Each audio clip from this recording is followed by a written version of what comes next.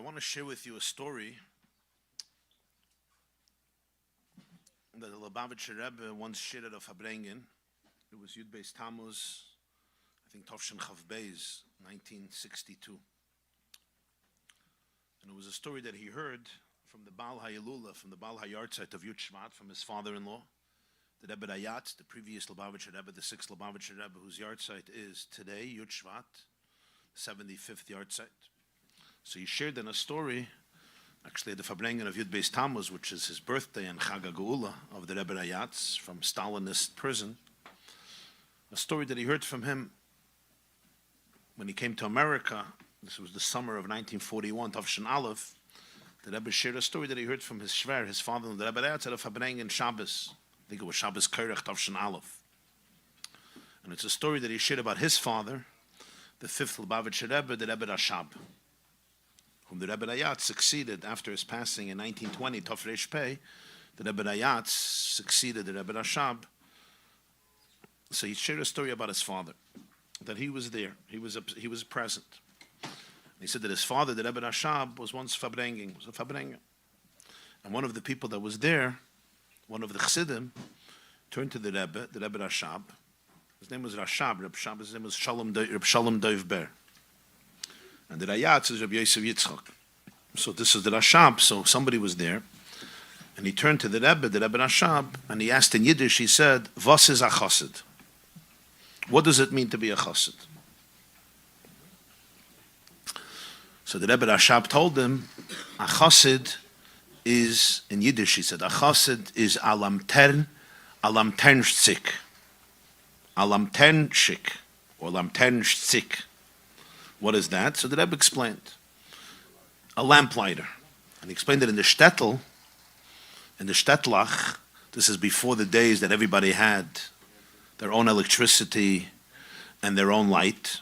So you had in the city, you had what's called panas, fener. Basically, there were tall poles, and on top of them, there was a lantern.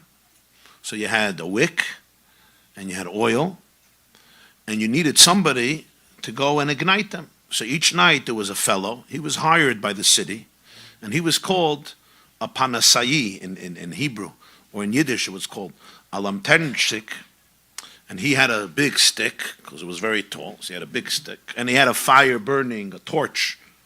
He had a very long torch, and he would go from lantern to lantern, and he would ignite it. That was his job. So they called him in Yiddish a lamternshik, which means a lamplighter. And he would ignite all the wicks, and that's how the city had some brightness and luminescence and light during the night. So when this person asked, "Was is a chassid?" So the Rebbe Rashab said, "Das is a chassid, a lamplighter, somebody who has a stick, a torch, and on top of it is a fire." And he said, and he knows that the fire is not his own. He said, "Evestas, the fire is nicht sein. It's not his own fire. He doesn't own the fire. He didn't create fire. It's not his fire. His job is to pass on the fire to the wick in the lantern so that it should be ignited and burn on its own." He said, that's what a chassid is.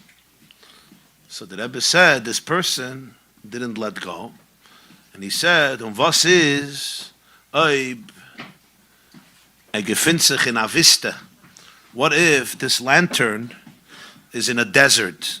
A vista is like a vist, pustun vist, toyu vavoyu. It's a desolate place.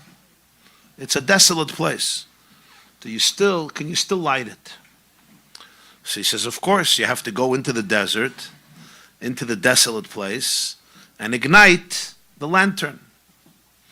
And he said, and what happens then is, as the vista wird sich schämen for the lanterne, to the point that the desert feels embarrassed, feels ashamed, because it knows that it's a desert. The moment you light it, it becomes aware that it's a desert and it's a desolate place, and there's an element of shame.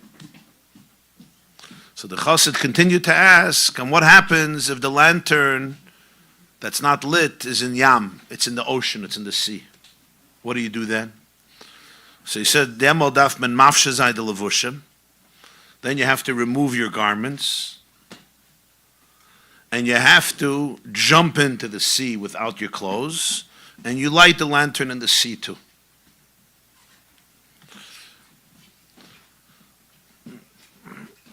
So the person tells the Rebbe Rashab, he said, Ich seh nicht keine Lanternes. I don't see any lanterns anywhere. So the Rebbe looked at him and he said, Das ist, weil du bist nicht kein Lanternes. That's because you're not a lamplighter, so therefore you don't see them. So he says to the Rebbe, so how do you become a lamplighter? So that I could see other lanterns. So he said, Anheben darf man anheben mit sich. You have to begin with yourself. Emitze was is grab, zet grabkeit umetum. If you're crass, if you're gross, if you're brute, that's what you see everywhere. You don't see lanterns. You see crassness. When you will get rid of your own grabkeit, when you'll clean yourself up, and you'll find your own light, then you'll see lanterns everywhere, and then you'll be able to ignite them. So you have to work on yourself. It says people who are refined, they see refinement everywhere. They see the potential for light everywhere. People who are in darkness, that's what they see everywhere. So this man turns to the Rebbe and says, Das is a chassid? This is really what a chassid is? And the Rebbe said the Rebbe Rashab went into a meditation. He didn't answer right away. He went into a dveikus. He thought about it for a few minutes. And then he lifted up his holy head and he said, Yo, das is a chassid. This is a chassid. This was the exchange. The exchange at the Farbrengen that the Rebbe Rayat, the Balei Lula, said over. And the Rebbe, the Lubavitch Rebbe, said it over at a Farbrengen already in New York, Tovshin Chav Beis, 1962, Yud Beis Tammuz. And the Rebbe explained what the teichen of what the union of the story is, what the Rebbe Rashab was saying. He was asking, what does it mean to be a chassid? So he said, what it means a chassid is that you're a lamplighter. In other words, in every person, there's a candle that's waiting to be ignited. It says in Mishlei, Neid Hashem Nishmas Adam. The soul of a person is the light of Hashem. It's a Neid. But a Neid is a candle, but it's sometimes not ignited. The potential is there. You have a wick, you have wax, you have oil, but nobody ignites it. So it's a Neid, but it's not ignited. So the job of the lamplighter is to have his own fire, but to know that it doesn't belong to him. He's not giving the person his own fire. He's revealing the potential that exists in the person. The moment he thinks it's his own fire and I'm doing you a favor because I'm giving you my fire, you're the loser, I'm the winner, then you're not in touch with the true energy. You yourself need to be ignited. He knows it's not his fire. He has a schus. The fire doesn't belong to any person. Fire is a koyach, the power that Hashem put into the world. And he's holding on to this fire. So it's a merit, it's a privilege that he has. And he has the power to give it to somebody else to find it in themselves. But when you ignite their wick and their oil, it's not your wick, it's not your oil, it's not your fire. You're just a channel. Because anybody who's not a channel, the Rebbe said this all, if you're not a channel, if you think you own it, then then you're not really igniting them. Then you're just trying to impose yourself on them. So you have to know it's not your fire. Now this person says, but there's a desert. It's a vista. It looks like it's desolate. There's no light, no potential for light. He says, go into the desert and light the candle. What's going to happen? What's going to happen is the person will see that they're in a vista. And suddenly the vista, the midbar, will start feeling shame from the flame. Which means, here he's giving the secret of how to influence somebody. The moment the person sees their own light, they're like, what am I doing in a desert? That contrast is the most powerful form of healing, of transformation, of growth. The moment you see that you're in a desert, till I don't see I'm in a desert, I could remain in a desert and completely oblivious. The moment there's a candle burning, there's light. So suddenly you see, oh wow, this is a desolate place. Who wants to be in a desolate place? Mm-hmm. And suddenly you see the contrast between the two parts of you. There's a part of you that's a flame, that's a glow, and there's a part of me that's a midbar. A midbar, it says, Lo yoshav adam sham. An adam doesn't live there. It's a place where there's no growth, there's no energy, there's no life, nothing is growing. Lo yoshav adam sham. It's not for an adam to live there. Suddenly, when you light a fire, he said, what's the point? Let him see that there's a midbar. The moment you could see that there's a midbar, there's a desolateness, now You could say, this is not where I want to be. There's an element of shame, but this is healthy shame. Healthy. So then he comes to the Rebbe and he says, but what if the person is in a yam? In an ocean. In an ocean. So the Rebbe said this is the opposite extreme. The water represents, says, Molar is there, Hashem kamayim layom mechasim. Rabbi Akiva says in Brachas, the Jews are like fish in water. The Jews are like fish, and the water is like Torah. And the fish are in the water, that's the place of life. Kihem chayenu v'erech yameinu. And kamayim layom mechasim, the whole sea is filled with water. So he says, this is a Jew who's already learning Torah, and he's filled with Torah. Aber se finster Torah. But the Torah is not bright. The Gemara says in Maseches Yomid, Afayim Beis, a person could learn Torah, it could be Sam Chayim, and a person could learn Torah, it could be Sam Amavis, Chas v'Shalom, it could be poison. The Torah is not alive, the Torah is not bright, there's no light in his life. He learns, and there's a lot of learning going on, there's a lot of Torah, but there's no light in his life. The Eir Hashem, the Neid Hashem Nishmas Adam is not burning. So I still have to light his minay. He says, yeah, but how do you do it? He says, for this you have to take off your clothes and jump into the sea. So the Rebbe said like this, that the pshat, what the Rebbe Rashab meant was, if you come to this person with levushim, with garments, thought, speech, action, it says in Tanya, these are garments, you're not going to affect him. He knows all the thoughts, he knows all the words. He heard all the vertlach, he was ready by Malava Malkus. He heard all the nice vertlach on the parsha, he saw all the clips, he saw all the litzanis, all the good shit. You need to take off your levushim. He says, the etzem dafnem in the etzem. Your essence have to touch his essence. It's not about levushim. Get rid of your garments and go to the core. You know, sometimes when you have to speak to somebody, if you're with your levushim, especially parents and children or parents and students, you're busy with your garments, dressing it up a certain way, you're not touching the person. You have to have the courage to strip yourself from all your garments and all your masks and all the way you're dressed up and get to the core. Because that's where you're going to get. And the Rebbe said, the ava atzmis, the essential love that you have, that's going to touch his etzem. It's going to touch his essence. And then you'll be able to light him up even in the yam. I forgot in the story, the Rebbe added, the person asked the Rebbe Rashab, ich kann ihm chappen beim Hals? Am I allowed to grab him by his neck? Beim Gargle, by his neck? He says, nein. Beim Gargle nicht. Beim Lapel, beim Lavush, yeah. You can't grab him by his neck, you can grab him by his lapel. So he said, the person was saying, if I'm jumping into the sea, so I'm sacrificing a lot, maybe I could grab him by his neck. He says, no. Anything that's going to damage his body and his soul, you don't have a right to do. By the lapel, yeah, but by the gargle, not. So the person said, this is a chassid, this is really a chassid. So the Rebbe Rashab thought about it and he said, yeah, this is a chassid. And the teichen that the Rebbe was bringing out here is that in this story is conveyed the true energy of what the Rabbeim, of what the Rebbe Rashab, the Rebbe Rayatz, the Balai Lula, the Rebbe, were trying to teach people that everybody is a lamplighter.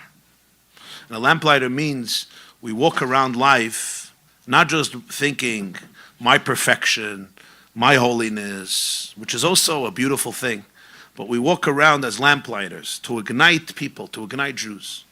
So you might say, mi ani umani, who am I, what am I, become a lamplighter?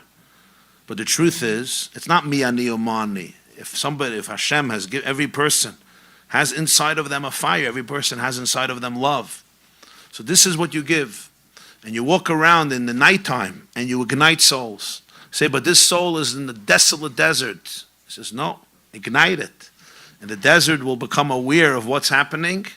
You spread light, ignite light. But this is in an ocean. You can't light the fire in an ocean. It's going to be extinguished by the water. For this, jump in and swim over there and light it. But you have to know that it's not your fire. And when the person says, I can't do this, I don't see any lights, he says, that's because you're not a lamplighter. If you were really a lamplighter, you would see the potential everywhere. And this is, we said, when a person works on themselves, when a person lives with their own pnimius, when a person lives with their own light, you see the potential for light everywhere. Even in a desert, even in an ocean, even in somebody who seems so remote. He says, Aneben darf man aneben mit sich. But if I'm in a place of darkness, then I'm going to see darkness everywhere. Like the Baal Shem Tov said, other people are like a mirror. we see other people, but we're really looking at ourselves. So when I look at you, all I could see is, there's nothing here. I just see negativity, I see darkness, I see despair, I see cynicism. It's because that's where I am. And because that's where I am, I'm projecting it. Of course there is that part in people. But why am I seeing that part in people? Because that's where I'm living. But when you're living in a space of light, you're a lamplighter, then you look around and you see, oh, here's a candle, here there's a candle, here there's a candle, here there's a candle. There's an expression in English, no?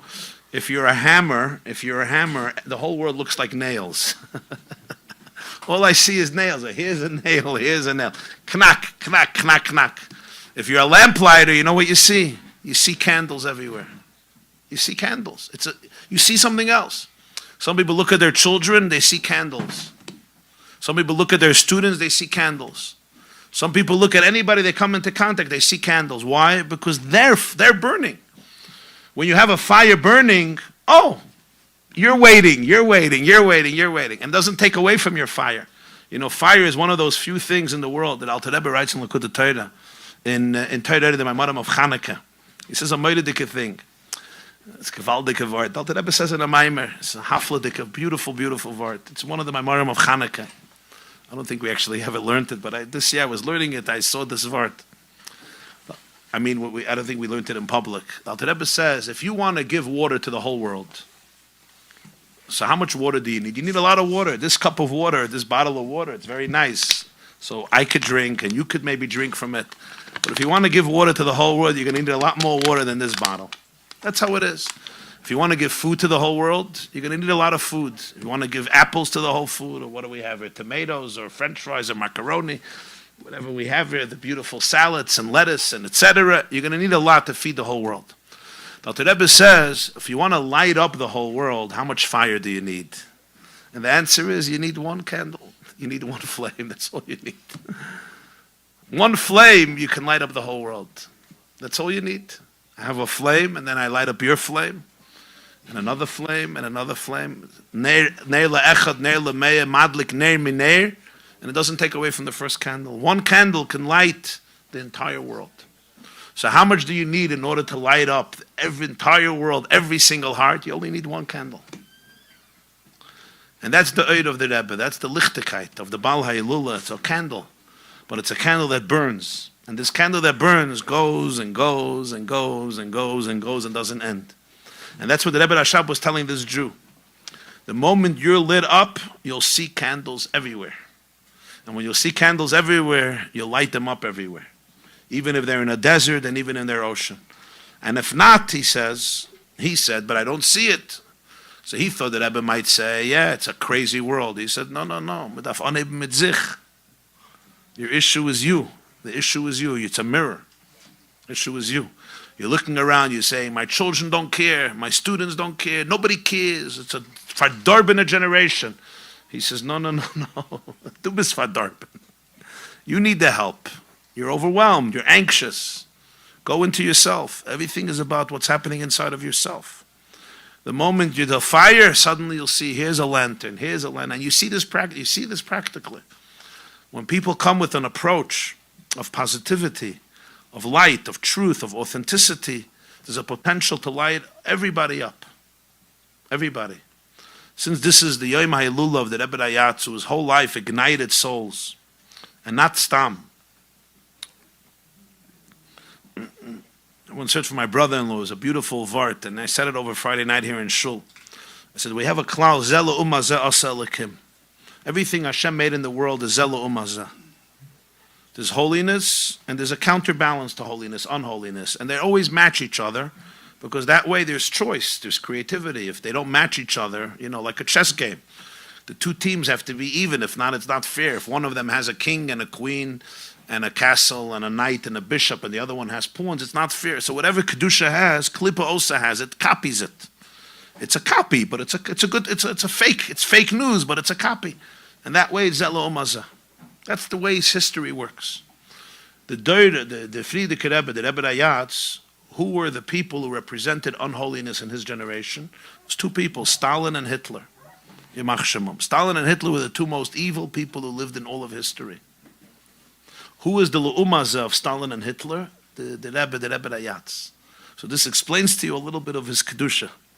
Because we know we know the evil of these two people. Stalin on his own and Hitler on his own didn't do a bad job in terms of evil. To imagine both of them together in the same generation. And who was the Le'umazah and Kedusha for this was the Rebbe Rayatz. Tzaddik Hadar.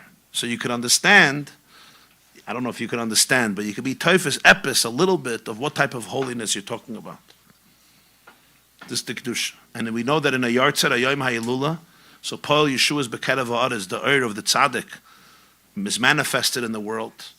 And when people come together for Farbrengen and Chazer his Torah and be inspired, so it's a Pidyon Nefesh to the Baal HaYilula, that his whole life in the darkest of times and in the deepest darkness ignited souls and ignited a world and gave hope to the point that the last mimer that we've been learning now was Basi Lagani Achaisi Kala. It starts off, I came to my garden. Hashem says, I came back to my garden. So the Rebbe once said at a Shevat Farbrengen, Tov Lamed Beis, 1972, he said, it's a Pella. It's a Gewaldige thing that the last mimer that he gave out, and this was for the Shabbos when he passed away, he gave out the mimer for that Shabbos to learn. Because it was the Yartzeit of his grandmother, so he gave out Shabbos. He gave Shabbos for that Shabbos. Yud Shvat Tovshin Yud, 1950, gave a mimer to learn, and it happened to be that was the day of his Istalkus. So he gave a mimer to learn on his Istalkus. That's why we learn it every year. So he said, what was his last message? That Hashem calls the world a garden. L'chayre Yirmiyahu Hanavi says in Eicha Niha Gever Ra Ani. I'm the man who saw all the pain. Yirmiyahu Hanavi didn't learn about the Churban Beis Hamikdash from some diary or some newspaper, or even a clip. Ani hagever ra ani, he says in Eicha, in Lamentations. I saw it all. He saw the Churban. And he describes in Eicha, Eicha yashva vada da'ira basiyam. So the Rebbe said his father-in-law was Ani hagever ra ani. He saw everything. First in Stalinist Russia, where he remained alone and staged a revolution, an underground revolution against Stalin. This wasn't normal. Every normal Rav and Gadol B'Yisrael, either they escaped or everything went underground. You couldn't. You're talking about Stalinist Russia. Stalin killed more people than Hitler killed. The Rebbe Rayatz remained there, and he created a whole underground revolution that was unbelievable. The librarian of Chabad is Rabbi Shalom Ber Levin. He told me once that the Nefri Rebbe built 600 underground schools in Russia. Now, people to build one school in America and not have a deficit and not close it down is also a miracle. And here the government pays half, or at least a big amount. And there, in Stalin, underground, he created 600 chadarim, Talmud Torahs, yeshivas. Just imagine what this person did. And it was literally alone. Everything that exists in Russia today was all from that underground work. His Mesilas Nefesh was something that's beyond comprehension. The person you're talking about. So the Yom HaYilula of a tzaddik, like the Rebbe Rayatz, which is today the Yom HaYilula, it's 75 years. It says about 75 years. I remember I once saw a video. There's a Yid in Yerushalayim, he's a big paisik. His name is Rabbi Kusil Farkash. He wrote many svarim in halacha. Shabbos halacha, Tarak halacha, Chalamoyed Kilchas. He's a very famous paisik. He was a Toldos Aden Jew, and then he became close to the Rebbe. So his father was 75 years old. There's a video I saw, his son put up a video. He goes by for the Rebbe by dollars, with the Lubavitcher Rebbe. He tells the Rebbe that he has a 75th birthday. So it's interesting, the Rebbe looks at him and says, Nu, Avraham ben Chamesh v'shivim shana b'tzeisei mecharan. When Avraham was 75 years, he left Charan. What's Charan? So Rashi says, Charan is Charoin af shel oilam. Charoin af shel makom. Charan from the word anger, Charoin, right? Like Charoin is anger. So it's Mecharon, it was a place of Charoin af shel makom. It was the place where it made God angry. In other words, it was a corrupt place. It was a place where God was angry. It's a horrible place. V'chora af Hashem b'chem. Charoin af shel oilam. It was the anger of the world. So Avram Avinu, when he was 75 years old, he left Charan. So the Rebbe said, you're now 75 years old. You could leave Charan. You could leave Charoin af shel makom. So his grandson told me, it was unbelievable. His father, his Zayda was in Auschwitz. And his whole life was just nightmares and nightmares of Auschwitz. You know, people that were in Auschwitz saw what nobody saw. So he tells the Rebbe, it's his 75th birthday, he says, it's time to leave. He said, after that, everything in his grandfather's life changed. Because he was dreaming, he was living with nightmares, he was holding on to it. He lost his first family. So you're living literally in horrible, horrible pain. So this is the 75th yard site. Tafshin Yud, Tafshin Pei 75 years. So B'tzeisi Mechara. One of the biggest miracles of the Rebbe was that he gave the generation a psura of Geula, not the trauma of the Holocaust. I always say one of the biggest things about the Rebbe that I saw was that you would think he should have been a poster boy for all the pain of Galus. Everything that they saw like everybody. They saw craziness, insanity. I watched the Rebbe for so many years. I didn't see all of that. You saw love and joy and celebration and ecstasy. It was an incredible thing. Elie Wiesel, his wife, just passed away. Her name was Marion Wiesel. Elie Wiesel was in Auschwitz and Buchenwald. I knew Elie Wiesel because he was close to my father. He was a journalist. My father was a journalist, so they were friends for many, many years. So I knew him. I knew him a little bit. Elie Wiesel was like the most famous Holocaust survivor. He won the Nobel Prize for Peace, and he was like the writer who commemorated the Holocaust.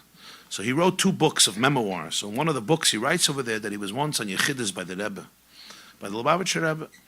And he says that at some point the Rebbe turned to him and said, you deserve a bracha. What do you want? You deserve a blessing. So he turned to the Rebbe and he said, Ich will as the Rebbe soll mir geben a bracha, ich soll kennen anheben weinen. The Rebbe should bless me, I should be able to cry again. Because since the war, I can't cry. You know, what happened was the pain was so deep that they stopped crying, because if you start crying, you don't stop. So you cut off the wire, you cut off certain wires, so you should be able to survive. So there's certain emotions, you go offline, you go offline. That's how you survive. It was a survival coping mechanism. So he asked the Rebbe, he understood this, he asked the Rebbe. It's like what we said before, when you see when the candle burns, you could see that you're in a desert. He asked the Rebbe, give me a bracha, I should be able to start crying. So he said that the Rebbe looked at him, and the Rebbe nodded, and he said, yeah, aber ich will noch mehr. Ich will dir geben a bracha, aber du sollst können lachen, du sollst können singen, du sollst können tanzen. Not only you should be able to cry, that's the beginning, you should be able to laugh, you should be able to dance, you should be able to sing. That's what I want to give you a bracha. Right? That's the nekuda. At the end of Maseches Makos, right? All the Tanoim are crying. Rabbi Gamliel, Rabbi Lazar, Rabbi Nazai, Rabbi Yeshua. They see the fox coming out of Kodesh HaKadosh and they all cry. And Rabbi Akiva Mesachik, Rabbi Akiva is laughing. And they tell him, Akiva nechamtano, Akiva nechamtano. So now just last week, his wife passed away. She was 84 years, she was, I think, 94 years old. He passed away, Elie Wiesel passed away a few years ago. So I was reading an obituary. So I heard this from Elie Wiesel himself. He didn't want to get married. He didn't want to get married. Why didn't he want to get married? Because he said if the world allowed the Holocaust the first time, who knows what's going to happen in 80 years? Why should I bring children to the world? So they should what? They should be gassed, chas v'shalom. That's what he felt. He says, it's a crazy world. I saw what happened to my brothers, my sisters, and all the other kids. Why should I bring kids? So I'm not getting married. He'll die a single man. And he refused to get married. And who convinced him to get married? The Rebbe. He came from Sighet. He was a Vishnitzer. From the house he was a Vishnitzer. But he used to come a lot to the Rebbe. And there's a letter from the Rebbe from 1965 to Elie Wiesel. It's like a 7-page letter. It's probably one of the longest letters that I saw from the Rebbe. It's in Yiddish. It's like a 7-page letter. And the second half of the letter is about why he should get married.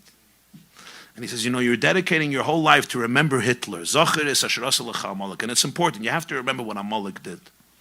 But more important is not to let Amalek win. And if you're not getting married, it's basically the end of the Wiesel dynasty. He said the greatest nail that you could put into Hitler's coffin is that nicht gepoilt soll sein mit noch ein Vishnitzer Chassid weniger. That Hitler wasn't successful, there should be one Vishnitzer Chassid less. So get married and build a family while you talk about the Holocaust, but create a future. That's the most powerful thing. And then he said, get married, build a family, and have children. He says, mir art nicht, als wollen sein Vishnitz Chassidim. I don't care if your children will be Vishnitz Chassidim, I'm fine. They can say Lubavitch Chassidim. Oder stam Yidden Shemre Torah Mitzvah. Or stam good Jews who learn Torah and Mitzvahs. And then he writes it in. It's a very long letter, but if after Pesach you're going to get married, B'Shat Tova Mitzlachas, the long letter was Kedai. So this is a letter from 1965. He didn't want to get married. L'Poyel, he listened to the Rebbe, and he was already in his 40s, and I think in 1970 or 71 he married Marion Wiesel. So there was an obituary a few days ago somebody sent me for him. So his wife said that the Lubavitcher Rebbe convinced him to get married, but he was hesitant, and I convinced him that it's going to be good. He's going to find love. And he got married, and I heard from him that people send for the weddings different gifts. He says the most beautiful bouquet of flowers for his wedding came from the Rebbe. The Rebbe sent the most beautiful bouquet of flowers, and a year later his son was born, the same year that I was born, and he named his son Elisha, which was for his father who was killed in Auschwitz. And he once told me that he was at my bris and my father was at his son's bris. We were born more or less the same time. But I saw now in the obituary something I didn't know, and that is Eli Wiesel, which I knew he was a free spirit. He was a hermit. He liked reading literature. He liked traveling. He wasn't into being a world personality. He liked being clandestine. Who turned him into the person he became? His wife. His wife said, you have to become a voice. And she really, trained him like a good Jewish wife. She modifies the man and molds him. And she really turned him into a voice of tremendous Kiddush Hashem. And he won the Nobel Prize, and he became the most famous Holocaust survivor, and he became like a voice of conscience and of justice and righteousness. He would speak up in the whole world about these things, about hatred and replacing hatred with love. So then I realized that when the Rebbe was encouraging him to get married, it wasn't just for his own life. Really, he became who he became because of his wife. It was fascinating. So this is what the Rebbe told him. I don't want to only teach you how to cry. I want to teach you how to be able to laugh, how to be able to dance. Now, to think about this, that after such churban, to be able to understand, that the message of the future of the Jewish people is not a future of despair and of krechzing and more krechzing and more krechzing, but it's a message of geula.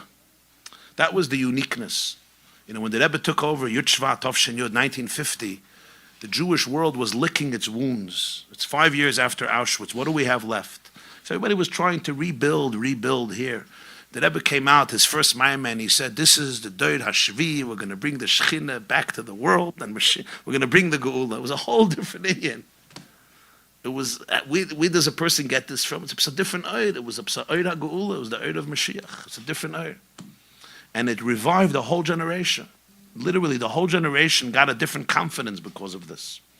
I always tell people, I say, when you want to understand the Lubavitcher Rebbe, you can't understand it from Lubavitch. Lubavitch is one part of it. Look at the whole Jewish world that you'll understand. The pride, the dignity, the confidence, the breitkeit, during those years, this was the confidence that it had been infused into the generation. So the bottom line is that when you're full of light, you see light everywhere. You see light everywhere and you ignite it everywhere. So he said, this is what a chassid is. A chassid walks around with a torch. And the first person he ignites is himself. And he knows that it's not his own fire. There's people, they walk around, they light everybody up as long as you know that it's my fire, you're lighting. That means they don't even believe in their own fire. If they would really believe in their own fire, they wouldn't have to take credit for it. You understand what I'm saying? When you're really connected to the true light, you don't have to take credit for it. Fakert, the greatest credit is that you're just a channel. And when you ignite the fire in people, you let them shine, it's an incredible thing. So today is a time to take the torch and light it up in yourself. And then when you walk around, here's a candle, here's a candle, here's a candle, here's a candle, here's a candle. And you light your presence. Your presence lights up souls. L'chaim, l'chaim, l'chaim, l'chaim.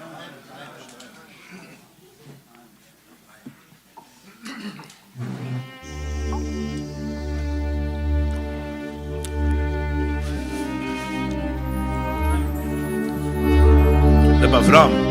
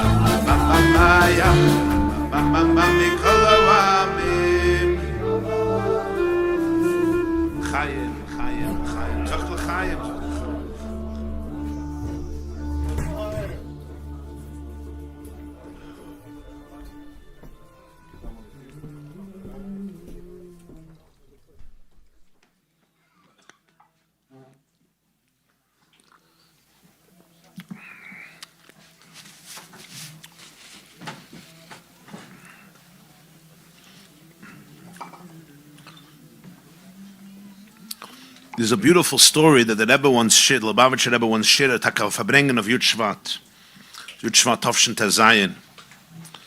I wasn't born yet, but I heard it on a tape. I heard it on a recording. It's a story he said that he heard from his father-in-law, the Baal Hailula, the Baal Hayartze, the Rebbe Rayatz, and he gave the date. It was Beis Tammuz Tofresh Tzadik Beis in Poland, 1932. And he told a story then that the Alter Rebbe, the Baal HaTanya, the founder of Chassidus Chabad, so his son, one of his sons was, of course, the Mittler Rebbe, Rabbeinu Dov Ber, who later succeeded the Alter Rebbe. He's known as the Mittler Rebbe, Admurhem Tzoi. When he was a child, the Alter Rebbe wanted to get a Malamed, a teacher, to teach him. So the Alter Rebbe called in a young man who he felt was qualified to mentor and educate his child. This is a little child, as a little child. So now usually how would we hire somebody? We would say, I want to hire you to be a teacher and, I'll pay you. How did Alter Rebbe say it? Alter Rebbe said, let's say, he says, Ich hab a mitzvah v'shinantam levanach. I have a mitzvah, it says in Kriya Shema, you should teach your child. Du hast a mitzvah, she'erik susa lo yigra. Du hast a mitzvah mefarner sein the Weib und the Kinder. You have a mitzvah to support your wife and children. It's a mitzvah. It's a mitzvah on a husband. Not every husband knows this, but it's a mitzvah on a husband. It's kedai to be mefarsa. That there's a mitzvah, right? What do they say? They say one of the zgulas of parnasa is to get a job. It's one of the zgulas, not the only zgula, but it's one of the zgulas of parnasa. Sheishes yamim tava, it steht in Mechilta zu mitzvah saseh. This is just in parentheses. The Rebbe said, I have a mitzvah to teach my child. You have a mitzvah to support your wife and children. Lamme sich verbeiten a mitzvah mit a mitzvah. Let's exchange our mitzvahs. You will teach my child, and I'll support your wife and child. Your wife and children. That's how he said the proposal. Lamme sich beiten a mitzvah mit a mitzvah. You're going to do my mitzvah, and I'll do your mitzvah. In other words, I'll pay you. So when the Rebbe said the story, he said, Weiss sich aus, a der junge Mann ist gewesen a kluger. It seems like the guy wasn't only a good teacher, but he was also wise. He was very smart. So he turns to the Alter Rebbe, and he understood it's an opportunity. He said, it's not a fair exchange. You're part of the deal. It's very clear what you have to do. You got to pay money to support my wife and children. But my part of the deal, you want me to educate your child, darf man doch wissen wie. You want me to educate your child, you have to know how. How am I supposed to know how? It's not a simple thing. So the Alter Rebbe told him, Heben hebt men on mit Aleph Beis. You start off, how do you teach a child? You teach Aleph Beis. Mittler Rebbe was a little kid. He says, and Aleph Beis, what's the first letter of Aleph Beis? The first letter of Aleph Beis is Aleph. So Heben on mit an Aleph. You start off, all chinuch, you start off with Aleph. Was is an Aleph? What's an Aleph? Now the Rebbe said this. When the Alter Rebbe would speak, he would always speak with a niggin. He didn't stam speak. He spoke with a melody. The Rebbe said, when my father-in-law said over the story that he heard from his father, heard from the Tzemach Tzedek, or all the way back, he said it over with the niggin that the Alter Rebbe said it to this person. And the Rebbe at the Farbrengen said it over with the same niggin. So he said it over in the niggin that the Alter Rebbe said it to this person who he wanted to teach the Mittler Rebbe. And when the Rebbe said it over, he said, "Was is an Aleph? Was is an Aleph?" And he stopped, and he got very, very emotional. And so he repeated Alter Rebbe's words, and the Rebbe's own niggin also changed. You can hear on the tape that his own voice changed. So Alter Rebbe tells him, "Was is an Aleph? Apin telefon eben, apin telefon unten, dos is an Aleph. A Yud von eben, a Yud von unten, A kaf von Yireh Shamayim be'emtza, dos is an Aleph. In other words, if you look at an Aleph, what does an Aleph look like? There's a Yud on top, there's a Yud on the bottom, and then there's a line in between that connects the two Yuds. So the Alter Rebbe said, you want to teach my child, this is what I want you to teach him. Aleph. A Yud von oben, a Yud von unten, und a Kaf von Yireh Shamayim be'emtza. Das is an Aleph. In other words, the whole thing I want you to teach him is there's a Yud on top. That's Hashem. There's a Yud on the bottom, a Yid. That's a Jew. And the two need to become one. And that's the Kav, the line in the middle of Yireh Shamayim, fear of heaven, awe of heaven, that connects the Yud on top and the Yud on the bottom. And the Rebbe explained even deeper. A Yud is only a Nekuda. It's the smallest letter. It's a seminal point. It's a Yud. Why does that represent Hashem? Because as much as a person understands and comprehends, it's only a Yud. It's only a Nekuda. L'gabe the truth, which is infinity. How do you grasp infinity? Anything we grasp of infinity is only a little seminal point of infinity. So there's a recognition that Ein Sof, you only grasp, as much as you grasp of it, it's only a Yud. It's only a Nekuda.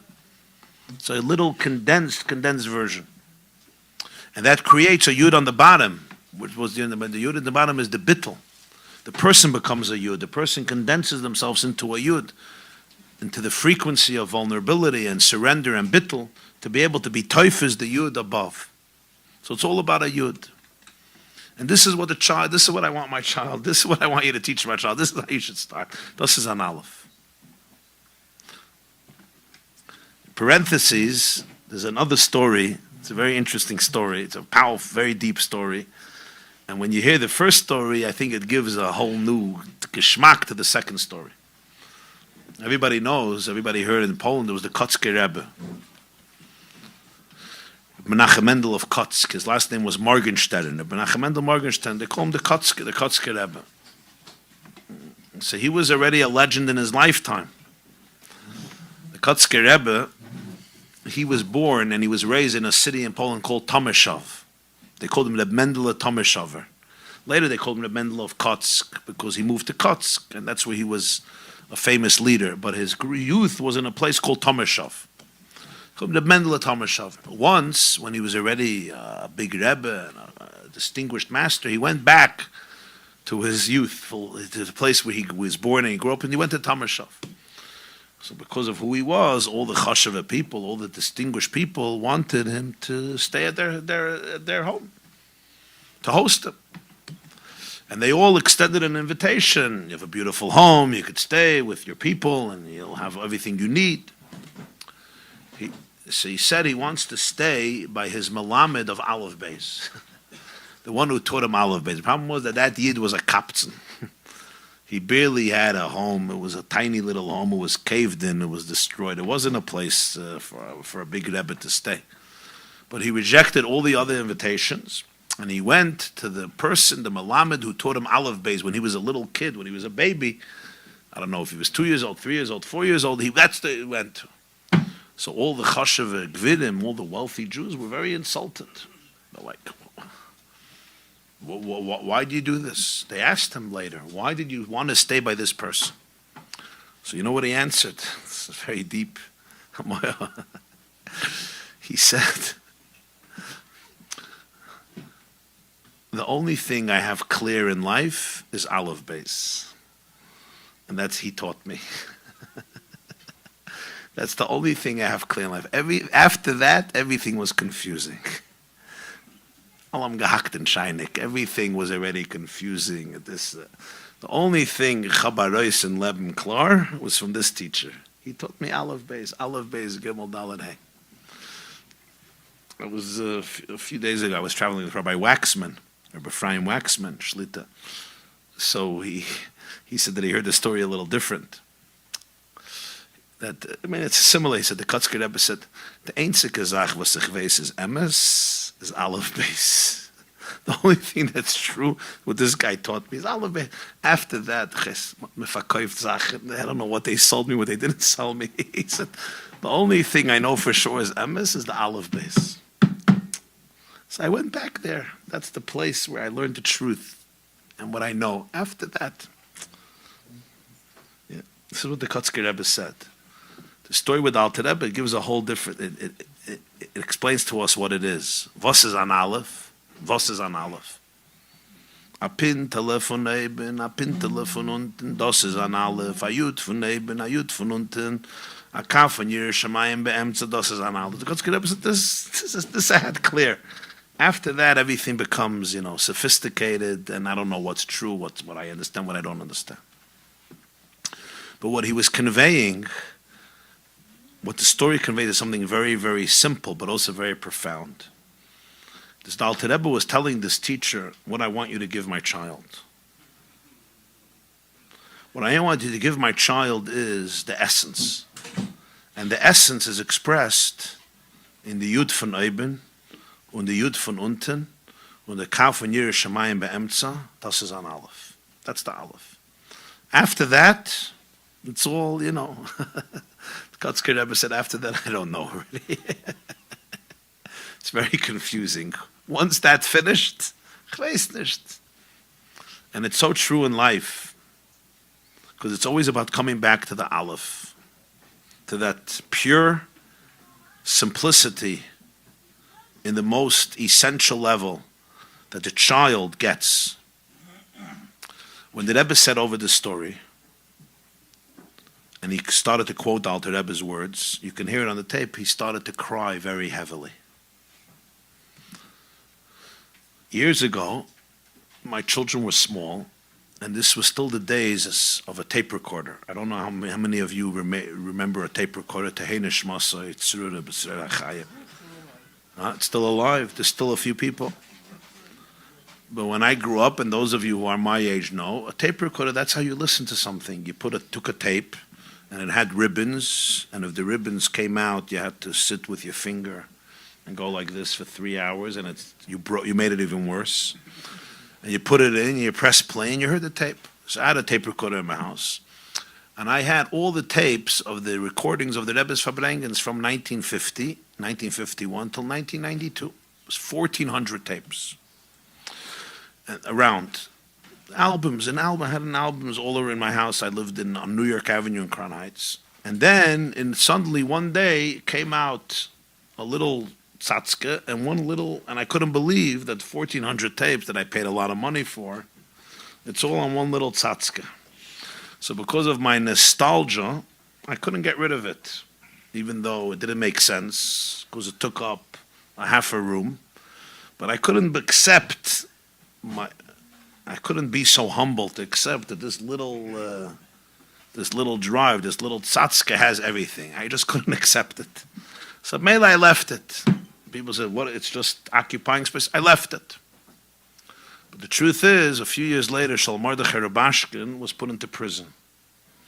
Then I saw somebody said the only thing they allow him to listen to in prison are old tapes, and he's looking for anybody who has tapes of the Rebbe. So I took all my 1,400 tapes and I shipped it off to prison to Shalmardach Rabashkin, and that's what he could listen to. So I was happy I didn't get rid of them.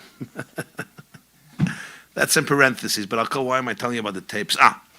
So at night, I used to play this story of the Rebbe, of the Alter Rebbe, to my children when they were little kids. They should hear what the Alter Rebbe told the Mittel Rebbe's teacher, what he wants the children to know.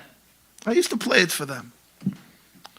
So once, one of my boys, he was a little kid. His name is Shnei Zalman. He's named after the Alter Rebbe. So he listened to it. So then I said, Shnei Zalman, I want to ask you a question. Why do you think the Rebbe is crying? It's not a sad story. Why do you think the Rebbe is crying when he tells the story? It's a beautiful story. Was is an Aleph? Apin telefon eben, apin telefon unten. Why is the Rebbe sobbing? A Yud von eben, a Yud von unten, a Kaf von Yerushalayim be'emtza. Why do they think the Rebbe is sobbing? So he told me, he was like, 5 years old, 6 years old. He said the Rebbe is crying that you need a kav in the middle to connect them. Really, they're one. Why should you have to connect them? So he's crying over the fact that you have to connect them. The fact that they have to be connected through a line, that's what's making him cry. So I heard this, and I remembered another story. In Derech Mitzvah there's a story that Tzemach Tzedek brings, that the Bistral of Ruzhin was 8 years old or 9 years. He was a little baby. He was a little kid. And the Bistral of Ruzhin was a yasim. He was an orphan. And Alter Rebbe was once traveling through a city. So the almana, the widow, the mother of Bistral of Ruzhin, took him, and he lifted him up to the wagon to get a bracha from the Alter Rebbe. So he turns to the Alter Rebbe and he says he wants to ask a question. So he said, Frek. So his question, you know what his question was? His question was, Eib mezagt Shema Yisrael Hashem Elokeinu Hashem Echad. Is wie kemen sagen, v'ahavta, you should love. There's no you to love. If Hashem Elokeinu Hashem Echad, so there's only Hashem, so where's the you to love? That was his question. The Alter Rebbe went into Advekus. He said, V'ale mitten sagt men Baruch Shem Kveid Malchusei Lo'elam Vat. In the middle you say Baruch Shem. And the Alter Rebbe said, 30 Jahre Chassidim haben nicht gefragt, was ein 8 Jahre Engel fragt. This 8-year-old boy asks what the Chassidim don't ask. What's the pshat? The Bistral of Ruzhin was saying, Shema Yisrael Hashem Elokeinu Hashem Echad. So there's achtos. Einoid Malvade. So what's you should love? Who's the you? So the Rebbe said, you're right, but in the middle we say Baruch Shem. Baruch Shem is Yichud Tata. Shema Yisrael is Yichud. It says in Zohar. Shema Yisrael is Yichud Elah. Baruch Shem is Yichud Tata. Because there's Yichud Tata, so you could say V'ahavtas Hashem Elokecha. You should love. Or as we've been learning the union of Tzimtzum. It's at the Tzimtzum, you could say V'ahavta. Takim mitzat Shema Yisrael. There's no V'ahavta. Mitzat Baruch Shem. The Mishnah says in Psachim, Anshe Yericha Yokarchin es Shman. Yericha, they wanted to sandwich Shema. They wanted to get rid of Baruch Shem.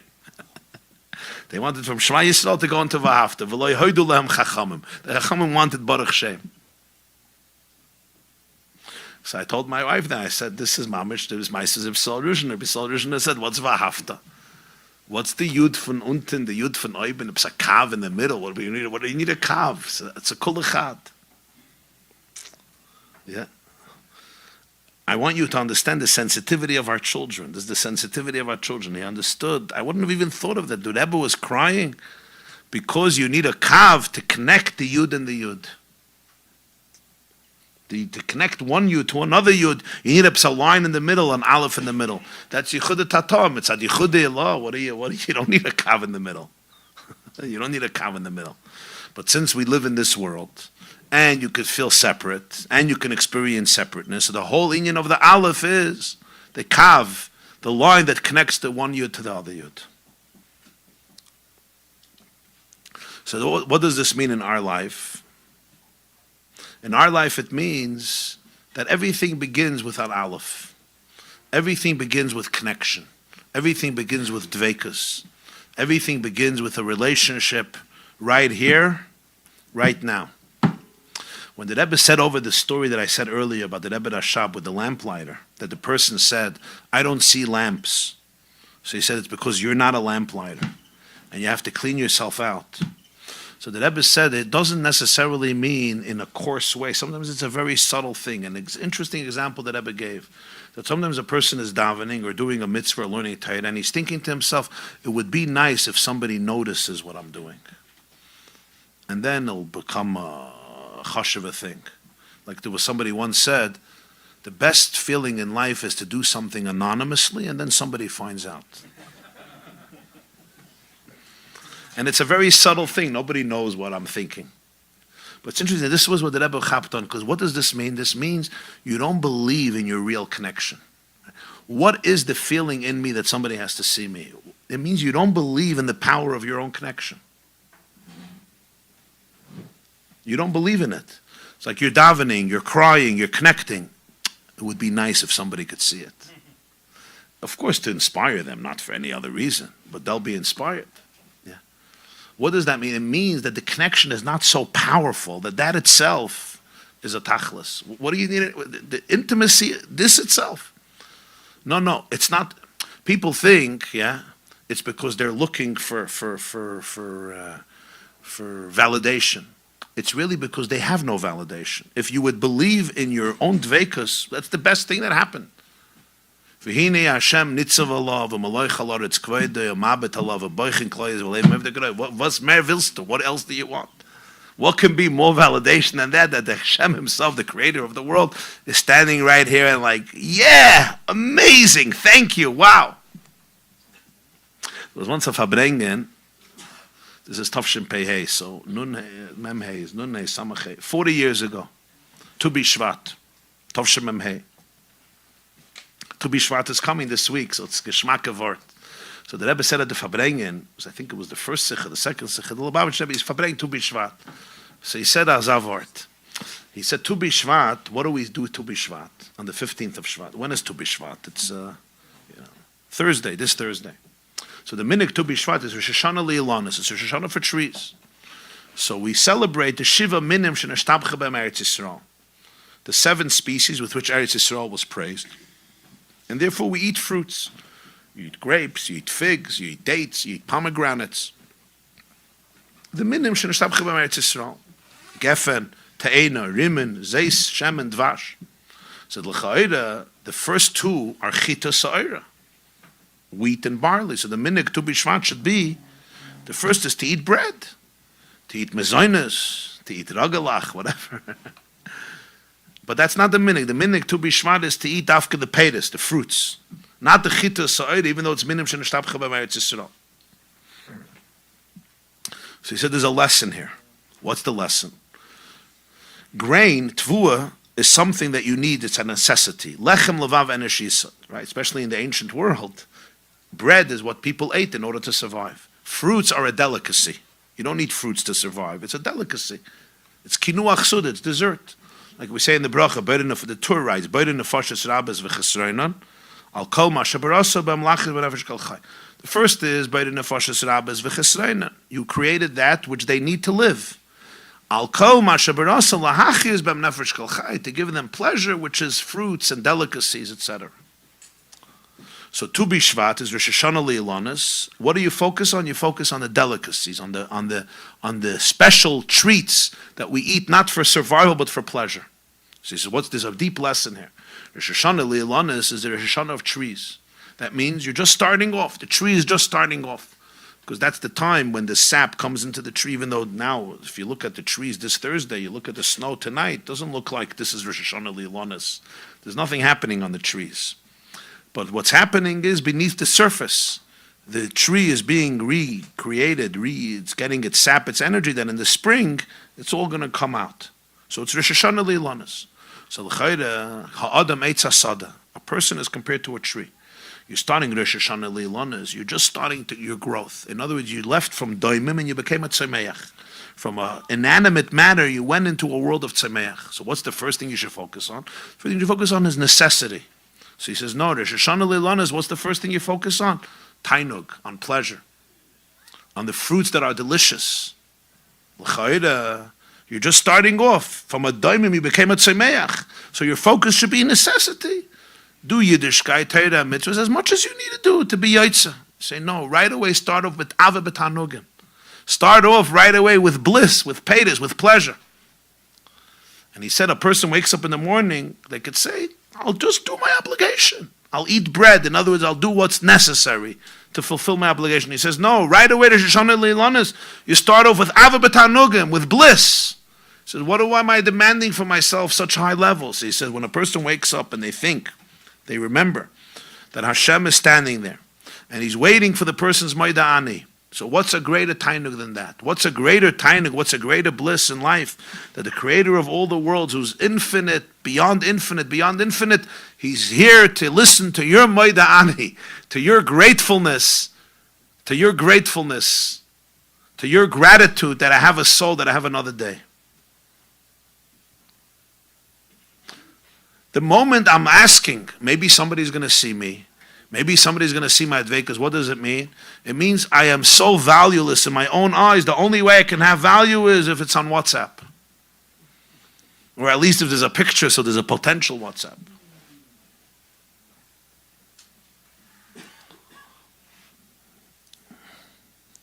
In 1962, it's before WhatsApp, but the Rebbe was describing a person, we sometimes think a person, you're looking for recognition, you're looking for validation, you're looking for covet. It just means, you wanna become somebody. No, it means it means I feel I'm nobody. And if you'll know about my davening, Amam Avodas Hashem, there'll be somebody. So that's it's the most desperate situation.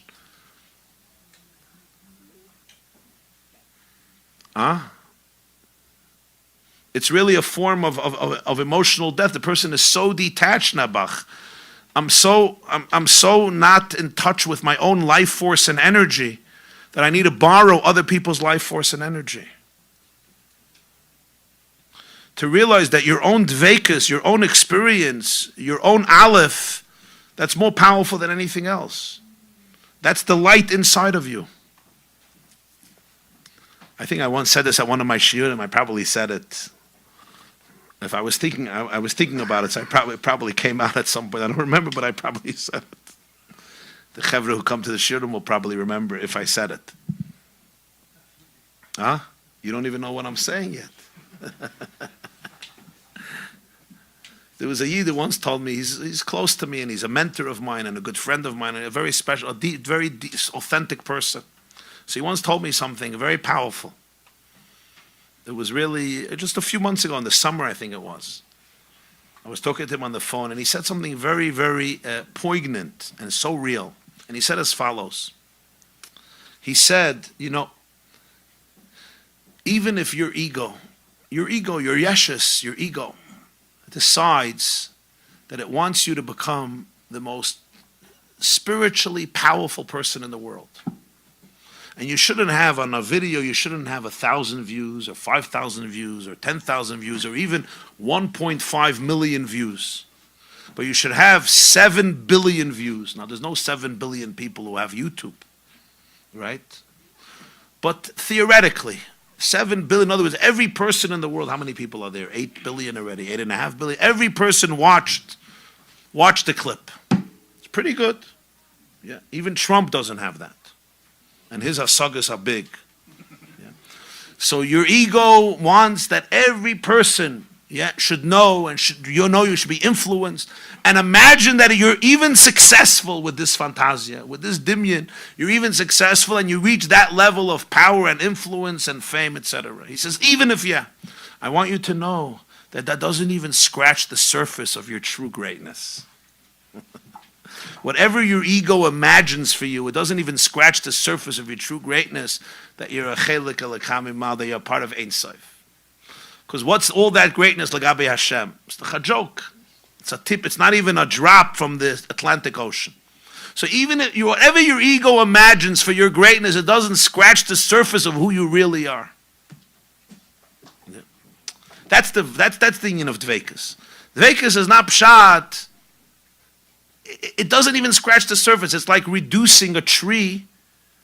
It's like reducing a tree to the fruit that comes out of it. The fruit was very nice. We appreciate the peach, and we appreciate the fig, and we appreciate the orange, and we appreciate the apple. But imagine you define the whole tree by the apple. The tree has so much more. The tree produced this apple. The tree is going to produce another 1,000 apples. The tree is going to live another 1,000 years producing I don't know how many apples. And then you reduce the whole tree to the apple. Do we appreciate the apple? We appreciate the apple. So as much as people appreciate and gain, it's beautiful, but don't reduce dveikus to that. So the Rebbe said, the lamplighter begins, the Rebbe Rashab was telling him, you have to be a light. You have to be a flame. It's all internal. And then automatically you'll see lights everywhere. And that's the Aleph.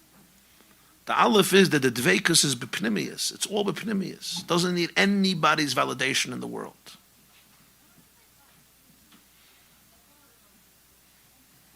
But when I'm living in a wounded soul, when I'm living in not a wounded soul, but a wounded body and a wounded psyche, so then maybe you'll see, maybe he'll see, maybe my wife will see, maybe my child will see. It'd be even better if a stranger sees. Especially if it's an influencer with WhatsApp. But this is all coming from a desperation of a complete lack of connection with your own life force and energy. And that's Aleph. Aleph is when the Yud connects to the other Yud, and there's that line of Yud, and that's what Yiras Shamayim is. Yiras Shamayim is not fear of heaven, so that everybody should be afraid. It's the structure of life that the Yud should be able to be one with the Yud. And the Alter Rebbe says, this is what every child needs. This is what a child needs. The moment that you can give this to a child, they won't need other stuff. The moment you can give them this sense of attachment, of dveikus with themselves, with their life force and energy, they won't be looking for anything else. They're good. Das is on Aleph. So the Kotzker Rebbe said, it's the only thing that was ever true that anybody taught me. The only thing that anybody taught me that was true was that. So I went back to the place where I learned that. Everything else became confusing.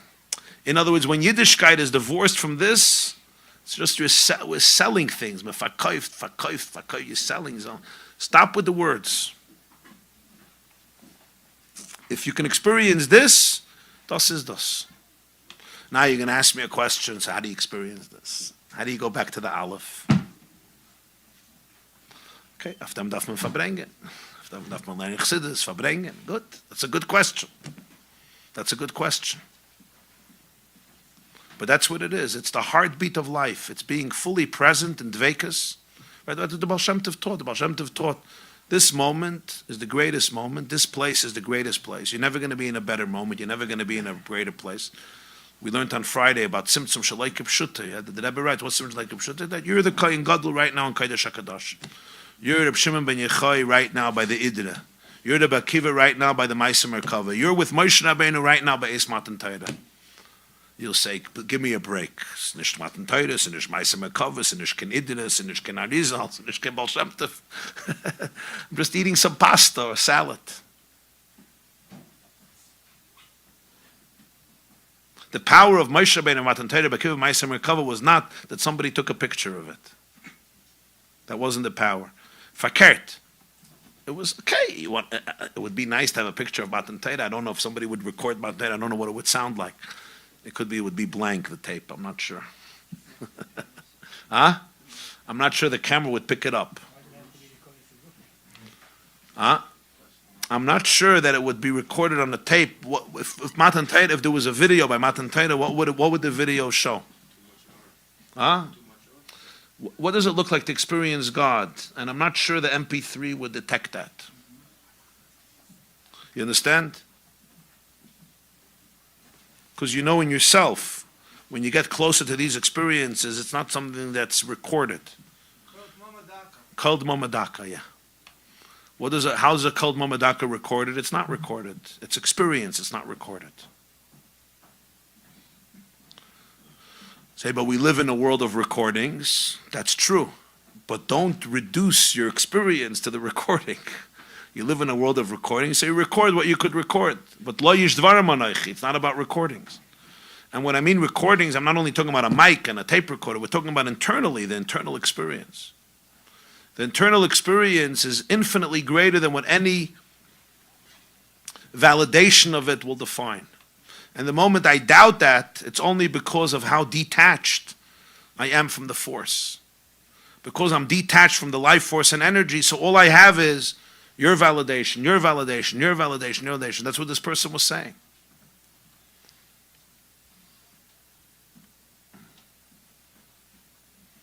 You understand what I'm talking about?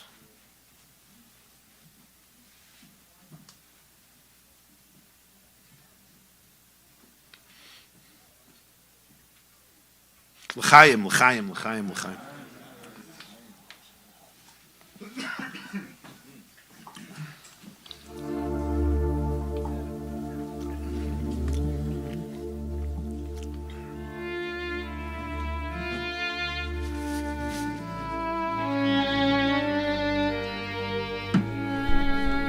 Was? Du kannst genehmen, ha? Die einzige Sache, was du gewinnen ist.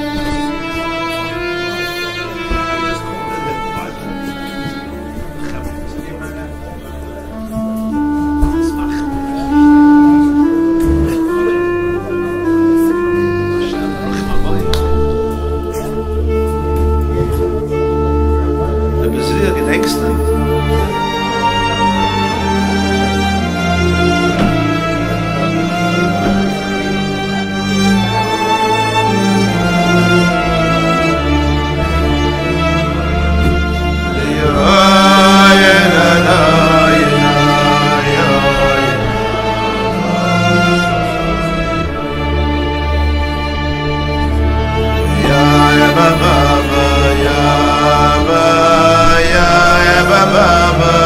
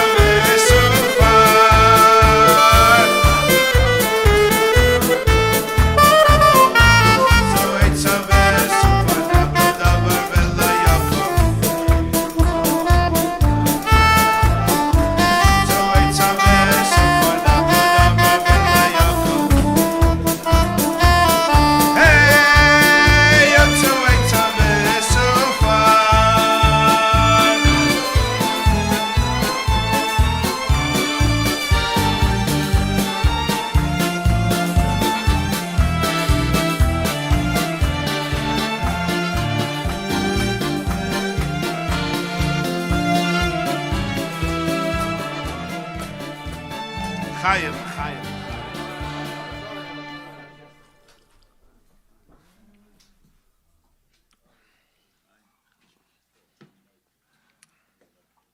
I don't want to interrupt the niggin. Kol bali asher yotzim b'sher v'nemshachim b'sher l'chaim, l'chaim.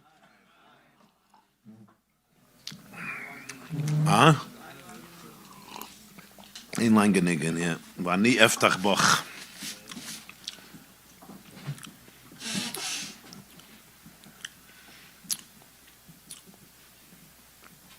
I heard a story from Rabbi Moshe Weinberger, Shlita from the 5 towns from Kodesh. 2 weeks ago, yeah. Mamash 2 weeks ago, yeah. Very, very powerful, very moving, deep story. Rabbi Moshe Leib Sossever was one of the students of the Maggid of Mezrich. His yard site was recently, I think, Dalet Shevat. And he was one of the great tzaddikim of the generation. Sossev is a city in Poland. So the Moshe Leib of Sossev, he once married off an orphan, a chassan and a kala, a groom and a bride who were both orphans and didn't have family. And he arranged, which he often did, he arranged for the wedding and he got the money to be able to make for the meal. And he hired also a klezmer, what they called klezmer, klezemer, right? A band to be able to be mesameach, to bring joy at the wedding. And they played, and at some point they played a beautiful, beautiful melody. And it was really stunning, exquisite. You know, the language of the angels. And he was so moved when they finished playing this melody, he said, you know, I would really love if this melody could be played at my levaya, at my funeral. It's so powerful. Okay. And life moved on, as they say. Years and years passed. The wedding was over, years passed. The klezmer, they came from different towns. You know how it was with klezmer, they would come from different towns. And everybody moved on, they went back home. And decades passed, everybody already became older and older. And they have also scattered, you know, bands. When they're young, you're together, you play. It's like it happens often. And then everybody moves on with life, you know. They grow up in one way or another. Either they get older, they get younger, more mature, less mature, whatever. But that's how life works. People move on. And this klezmer band has dismantled it, you know. Everybody went back to their own life. And many, many years or decades actually have passed. One morning, each member of the band felt an urge to go to Sossev, to go back to Sossev, where they came from, where they spent time.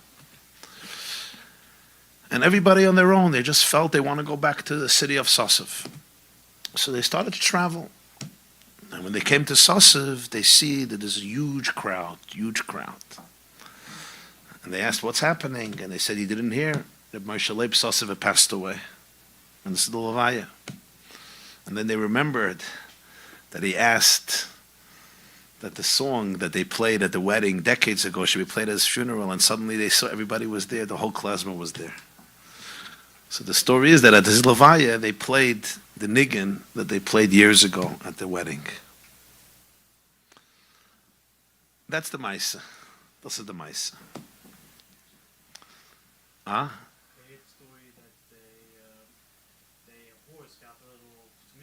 Yeah. It's a different. There's different versions of the story. That they were going to a wedding and the horses took them to Sossev. Yeah.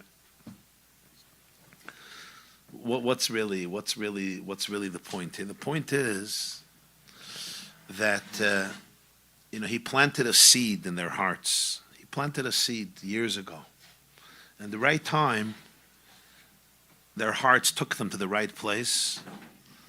And they all came together, and each musician knew where to go to Sossev and to play that song.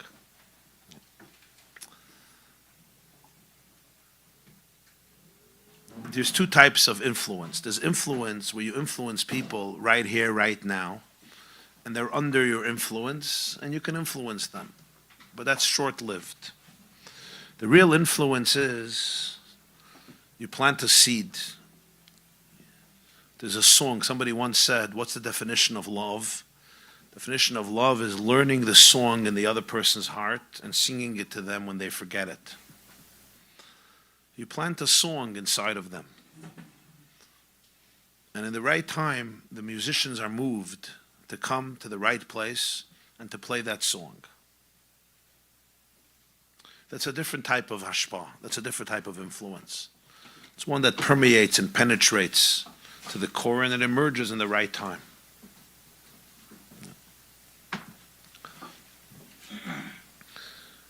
Like a few weeks ago, I was in Eretz Yisrael with a whole group of teachers and mashpiyim and Kabbalists and mystics and teachers of Kabbalah and Chassidus. So I was speaking at Shalashudas. So I said, I shared with them a word from the Noam Elimelech. The Rebbe Elimelech of Lezhensk, he says, it was Parshas Va'era 2 weeks ago.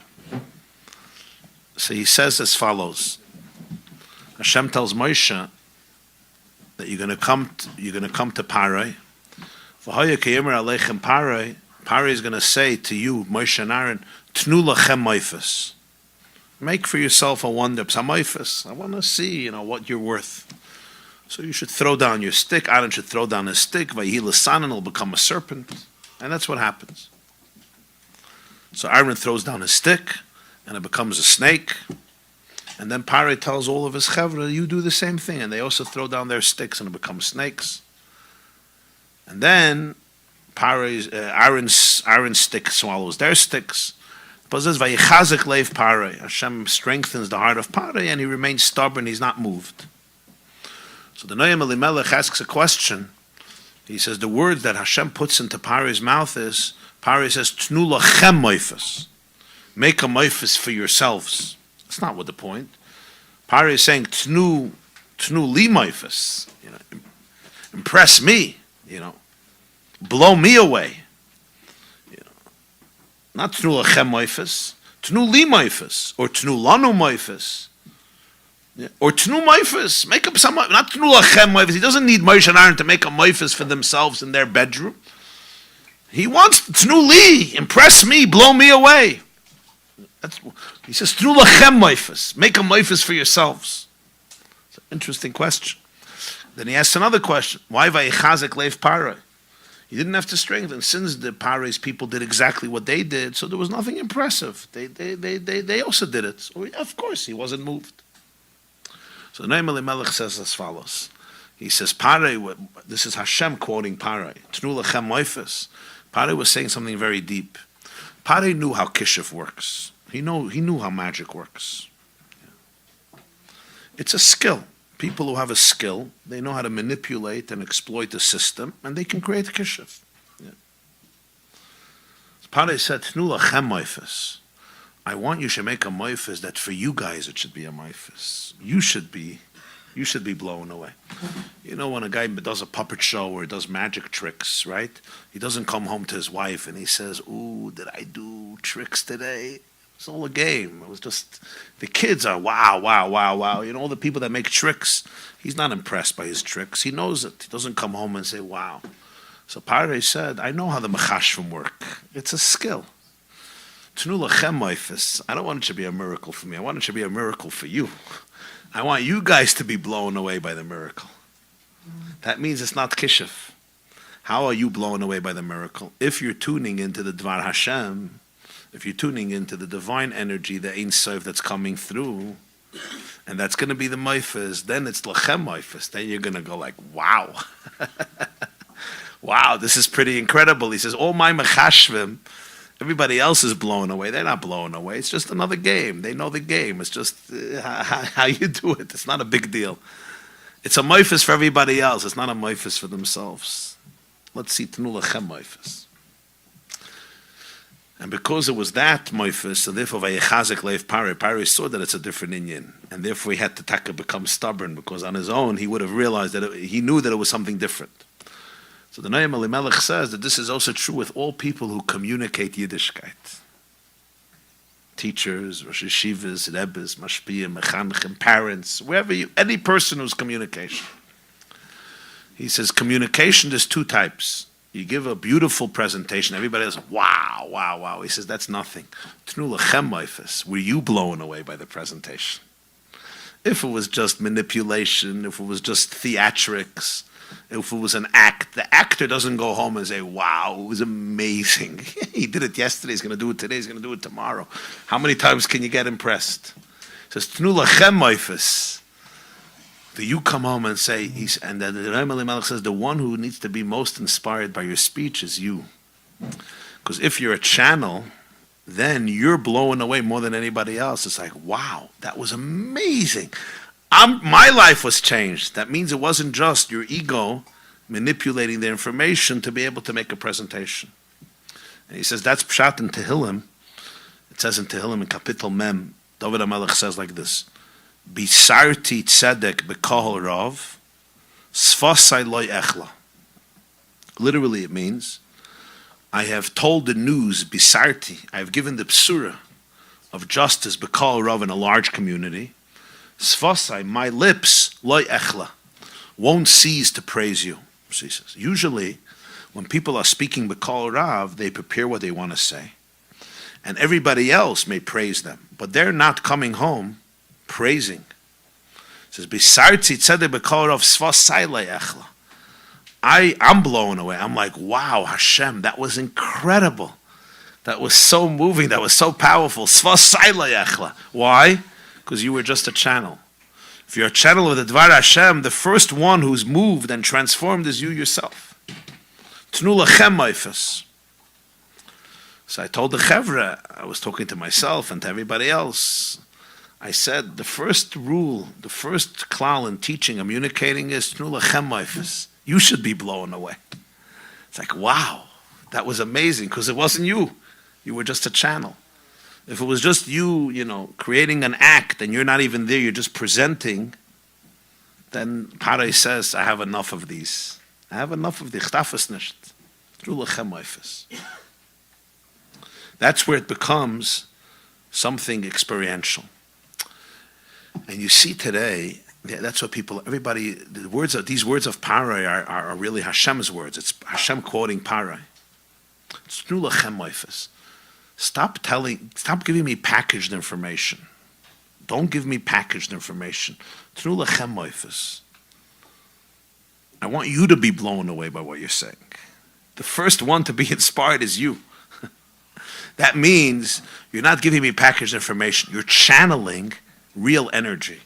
If you're channeling real energy from the source, then you're the first one to be overwhelmed. You won't stop praising it. You come home and say, wow, that was incredible. That was life-changing. Really? Why? You said it yesterday. You didn't say it yesterday. It's the Dvar Hashem coming through you. There was once a Shevat Farbrengen, actually 60 years ago, Shevat Tavshin Chafei, 1965. It's before my days, but I heard it on the recording. So the Rebbe, the Farbrengen, said a story. He said that there was the Rebbe Rayat, the Balei Lula, asked all the Chassidim to write their memories from their youth. So he says, one of the people who wrote down his Zechronos, he was living then in Melbourne, Australia, his name was Rav Reb Mordechai HaKoyen Perlov. He was a Rav in Australia, in Melbourne, and he learned by the Rebbe Rashab in Lubavitch, and he wrote down his memories, and he sent them to the Rebbe later. They were printed in a sefer. It's called Likutei Sipurim. So the Rebbe, the Farbrengen of Shevat, said over one of the stories that he shared. And one of the stories is that when he learned in the city of Lubavitch in Belarus by the Rebbe Rashab, there was a mashpia there. His name was Reb Michal Bliner. They called him Reb Michal the Alter, Reb Michal the Old One, or Reb Michal Nevler, because he came from Neville. And the Rebbe said that to understand who he was, you have to understand that he was already old and weak and sick, and he couldn't teach anymore. And the financial situation was dire. So they suggested that he should be, maybe they give him severance pay, but, it's he's not doing his job. They shouldn't give him the same salary. So the Rebbe Rashab said they should pay him the same salary, because just for the Bachram to see him, to look at him is Shen Kedai, even though that salary should be given to a teacher, and he can't teach anymore, but just to look at him, to see him in the yeshiva is already Kedai, the whole salary. So the Rebbe was trying to explain who he was. So he said, Perlov wrote, Mordechai Perlov wrote that Michal Bliner would speak to the Bachram. And he would say, as Malenit Chassidus, it shouldn't be like letters of a stranger. And he said, what does he mean? So he told a story. In the olden days, in the Shtetlach, there were Jews who owned kretschmas. They owned inns, Motel 6s, like motels. And people would stay there, and they would give brunfen and vodka and scotch to the Russian and Polish peasants. This was a big parnasa for Jews in the 16th and 17th and 18th and 19th century. It's called kretschmas, like little inns. Yeah. The original version of Airbnb or Motel 6 or whatever it is. These Jews, some of them were very good people and innocent and Yirei Shamayim, they were God-fearing, but they were illiterate. They didn't have an education. So together they would hire a malamed, they would hire a teacher to teach their children, they would find some place in the middle, and the kids would go every morning and they would learn with this malamed and they would pay him and then he would go home for Yom Tov. This was a very common thing. They were called Yeshuvnikas, like Jews who lived in these small little towns. They didn't have big communities, and they would hire a teacher to come, and the kids from all around would meet in some center, and that's what they would learn. One of the jobs of these teachers was to read the letters that came, because they didn't know how to read. They were illiterate, so they would read. So the Rebbe said that Michal Bliner, that Michal the Alter, that Michal never told a story, that one of these teachers were hired, and one of the kretschmas, the people, the Jews owning the inn, said he got a letter if he could read it for him, because he can't read. So the teacher started to read the letter. As he starts reading the letter, the Yeshuvnik, the Jew in the inn who heard the letter, fainted. They fainted. What happened? He read in the letter that his father, the father of the Jew who owned the inn, passed away. He said, he passed away. He was very close to his father. So he heard that his father died, he fainted. So the Michal, the Alter, says to the boys in the yeshiva, and the Rebbe is saying this over at the Farbrengen, he says, ich verstehe nicht. The teacher, the Malamed, was reading the actual letter. He had access to the information. The one who owned the kretschma was just hearing the information from the teacher. So the teacher was much closer to the source. So the teacher should have fainted. But the teacher didn't faint. Who fainted? The one who owned the inn, who didn't even have access to the letter, couldn't even read it. Why? It doesn't make sense. So the Michal said the answer is, weil das ist sein Tate. Because it's his father. The teacher was reading a letter about somebody else's father. He read it, he understood it, but faint, he didn't faint. This person, Hitaka didn't have the information directly, but it was his father, and he loved his father, and he fainted. So the Rebbe said, what's the lesson from this? He says, there's people who learn Chassidus. They learn and learn and learn. He's learning about somebody else's father. So he may be the greatest expert. He knows the material as a greater maskell. He understands the Maimonim. He knows how to read it. He knows how to teach it. He knows how to explain it. It's not his father. There's somebody else who's remote. He doesn't have access to the source. He doesn't even know how to read it. You give him the Maimah, he looks at it, he says, I don't know what you're talking about. But when he hears it, he knows that it's about him. And therefore it affects him. So the Rebbe was saying to the Chassidim, this is Shevat Farbrengen, he says, there's people, they know everything, but one thing they don't know, that it's talking about them. So he says, they have all the information and they could teach the information to everybody else, but loy naga v'loy paga. It's completely not effective. It's completely ineffective, because the one piece is missing. It's nothing to do with me. Nothing to do. It's not embodied. It's not in visceral. It's not in my nervous system. It's all abstract. It's all remote. It's all about somebody else's father. He says, when you're learning Chassidus, says Zayin Tata, Avinu Shabashamayim, says Zayin Tata, it's yours. It's intimate. It's your soul. It's your body. It's inside of you. And that's a completely different experience. Completely different experience. Stop preaching. Stop preaching Judaism. Stop preaching. It's a whole generation that grew up on preaching and more preaching and more preaching and more preaching. The question is if the speech is this professional, that professional, how many jokes, how many stories. Tnu lachem moifes. I want, if it should be a moifes, you should go away. You should go away transformed. And then it's a completely different experience. When the Moshe Leib Sassever, he put the niggin inside their souls. And this is essentially what Chassidus, what the Baal Shem Tov, what the Alter Rebbe, what the Rebbe Rayatz, what the Rebbe tried to accomplish, not to teach people a niggin, to implant a niggin in their hearts. The moment it's in your heart, then in the right time, you'll come. The musicians show up. Why? Because it's inside of them. You know, by the Shira, it says there's 3 opinions how the Shira worked. Parshas B'Shalach in the Saita. One opinion is that Moshe said the Shira and everybody repeated after him. It was just repeating. Another opinion is Moshe started off and then they finished. The third opinion is that Nehemiah, that everybody, was sagst du? One opinion is that Moshe Rabbeinu said, and they repeated to him. They repeated. They didn't. The first opinion is Moshe said the Shira in Masechah Saita, and they did what's it called the middle of a niggin. They did the chorus. So Moshe said Ashir Lashem Vayem Leimer. He said Ashir Lashem. Sus V'Reich V'Nam Vayam Ashir Lashem. Azi V'Zimri. Moshe did the whole Shira. They just did Ashir Lashem. The second opinion is Moshe did the Shira and they repeated after him word for word. The third opinion of Nehemiah is Moshe started and they did the whole thing on their own. But they all did the same thing. So it was once Farbrengen, Yud Aleph Shvat Memches, that this I was there in 1988, that Rabbi explained the 3 shittas. The first shit is that it was Moshe said the Shira. The Jews just said, we're in, Ashir Lashem. The second shit is they repeated after Moshe. It became there. The third shit of Nehemiah is Meloshen Nechama, Menachem, Meloshen Nechama, Nechamtonu. He said Moshe started and they did the whole thing on their own. Because it became theirs. It became their niggin. It became their niggin. Yeah. That's the real thing. The real thing is it becomes your song. And then even when Moshe is not there, he's not doing the Shira, they're all singing the same song because they found the song of Moshe inside of themselves. That's the real inyan. You know, to find that song in yourself. Once you find a song in yourself, it's a whole different thing. And then everybody will sing the same song because the song of Moshe is inside their hearts. So that's Nu Lachem Moifes, right?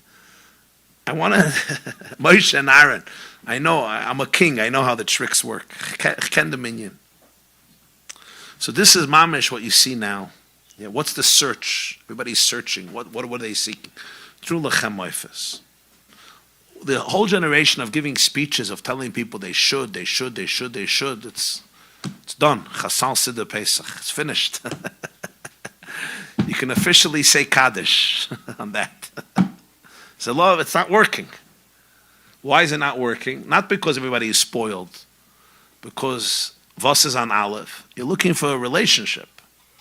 Relationship means it's all internal. Everything is real. It's authentic. It's your own heartbeat. You can't forge that. It's not something you could preach. Don't make me another kishef, another good rasha that's going to be impressive. It's not working. Why is it not working? It's not working because kshafim atamevi l'mitzrayim. Well, you're going to teach me how to do magic? Pari says, I've been doing this for years. We're experts on this. So we have been experts for many, many, many years on presenting something very beautiful for other people. And suddenly everybody's surprised that a lot of the kids are not buying into it. A lot of the bacham are not buying into it. What happened? It's so talented. It's so nice. It's so geschmack. I want to see if you're blowing away. If you're blowing away, it's a different Indian. In other words, how authentic is it? How much has the niggin permeated your own soul, your own identity, your own inyan? And that's the whole inyan of learning Chassidus. Learning Chassidus is not reading a letter about somebody else's father. If it's not going to be yours, if it's not going to be internalized, it's not going to do much. The same is true with education. We educate our children, we educate our students. The first person you have to educate is yourself. If you educate yourself, you'll be able to educate everybody else. By osmosis, you'll radiate your light, and this is it. Tnu lachem moifes. It should blow you away. Don't talk to me about davening, and don't talk to me about learning, and don't talk to me about Shabbos, and don't talk about mitzvahs. Let God live through you. If you become a channel for Ein Sof, everybody will feel it. They'll feel it. You won't even have to say anything. You won't even have to say anything. They'll experience it. But let's face it, this is the hardest thing because it's not about anybody else. This is all internal. That's what the Rebbe Rashab told his Jew. You're not a lamplighter. You don't see lamps because you're not a lamplighter. You're not worked out. So go inside yourself and find your bliss, find your joyful presence. Once you find your joyful presence, you'll radiate it. It's who you are. There was a Jew who once told me many years ago, he said, I want you to know, Rabbi Wai, that there's only one sermon you will give in your life. I'm like, what are you talking about? That's not true. There's a lot of different sermons. He says, there's only one, the way you live. The way you live is the only sermon you'll give in your life. Yeah, you'll give a lot of different drashas, shiurim, it's all nice. But the only real sermon you'll give is the way you live. And this is true. It's true. Because everything else is just a presentation, which is fine, it's nice. Tnu lachem oifes. The niggin inside, the niggin inside. The niggin inside it's your niggin, it's your dvekas, it's your Aleph. And the more that's alive, the more that's present, it gets radiated, and then people around you see, das is a niggin. So that's what Moshe Leib Sassover wanted, It's their niggin. They were all moved, but the musicians come. People ask, it's Yud Shevat, 75 years from the Ptid of the Rebbe Rayatz. It's more than, it's Tafshin und Daled, Gimel Tammuz is how many years ago? It was 30, Nun Daled, Samach Dayin Daled, 31 years. Yeah? But the emes is that tzaddikim who reveal the niggin in each person's soul, it gets stronger every year. If it's copying somebody else's song, so with time it gets weaker and weaker. But if it's the niggin that's in the neshama and they ignited that niggin, so every year you get more and more and more. That's why it grows more and more and more. It doesn't become weak. It doesn't decline. Fakert, it becomes stronger and stronger every year. L'chaim, l'chaim, l'chaim.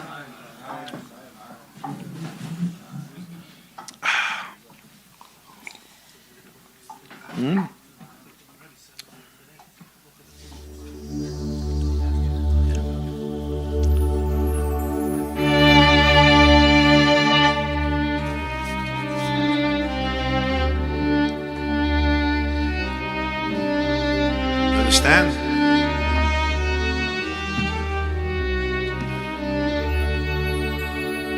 Was it a good presentation?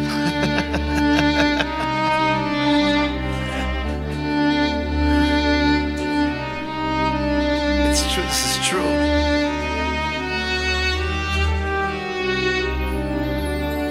As somebody who speaks a lot, trust me, this is true.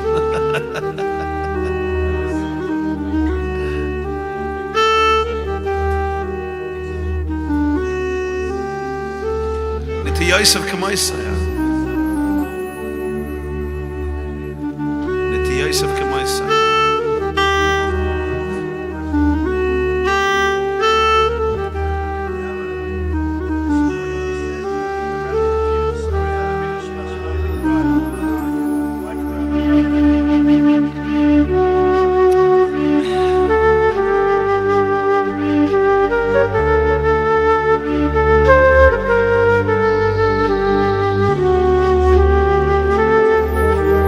Says Rabbi Akiva would say,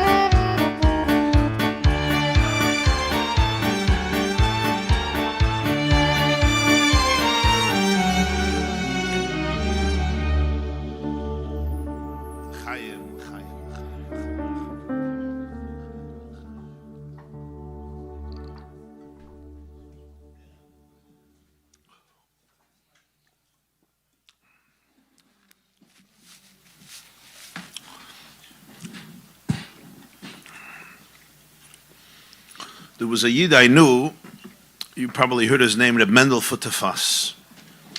Reb Menachem Mendel Futefas. I remember in Shoshana they would give him an aliyah in 770. So the lamplighter would call him up, Reb Menachem Mendel, ben Reb Menachem Mendel. Because he was born, his father passed away when his mother was pregnant with him. So he was named after his father. He was a Jew who grew up in Russia, in the Soviet Union, before the Soviet Union, in the Soviet Union, and he was in Syria for I think more than 10 years. He survived the Gulag. I already knew him as an elderly man when he came out of Russia, and he used to come. He lived in Eretz Yisrael, but he would come for Tishrei. He would come to New York, and he spent, as I said, a decade or even more in Siberia. And he was a very interesting person. He was very charismatic. He was very wise. He was an intelligent. He was sharp, and he had a lot of common sense. And he went through a lot in life. He was a mashpia in the yeshiva in Kfar Chabad in Temchet Mimim, but he would come to New York, and he liked Farbrengen, and he had a good sense of humor. He didn't take himself so seriously. It was very geschmack to talk to him. He was a very delightful conversationalist. And he used to love telling stories from his years in Siberia and the Gulag. He had a lot of stories. So the Mendel once shared the following story. He had very interesting stories. He was a very intelligent person. And he had a lot of wisdom of life, as you say. Wisdom, a person who experiences life. So he once shared a very interesting story. He said that there was once a person in the Gulag in Siberia. Nobody could escape. You couldn't escape. It was impossible. One person came over to him and said, tomorrow I'm escaping. And I want you to pray for me. I want you to daven for me. This was a Russian peasant who's going to escape. So he says, how are you going to escape? He says, I've been working for months on making a hole in one of the fences, but it's unnoticeable. And I'm going to be able to crawl out and leave. But he said, they'll shoot you immediately. He says, there's 60 seconds when the guards change. So the first group leaves, the second group leaves. There's 60 seconds that they're not looking, and I'm going to run. He says, yeah, but there's dogs everywhere. I mean, it's impossible. He said, it's all arranged. All I want from you is don't tell a word to anybody, because I'll kill you if you say anybody, but I need you to pray for me. Okay. So the Mendel said he was very curious, like how this guy's going to pull it off. And tomorrow he made sure to stand there, on the right time. He wanted to see.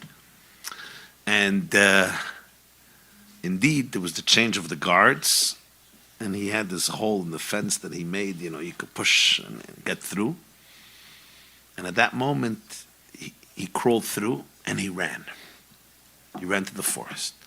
Immediately, there were dogs that were trained for this. They began chasing. And these dogs, they weren't nice dogs, nice puppies here in Muncie. They caught you, they mauled you, You were done. Is Gadalvi, is Kadash, he called the Chavre Kaddish. And the Mendel sees he's running, and the dogs are chasing. And as they're chasing him, he takes out a steak from one pocket and a steak from another pocket, and he throws it to the dogs. And the dogs jump on the steaks. It was good steaks, and he runs into the forest.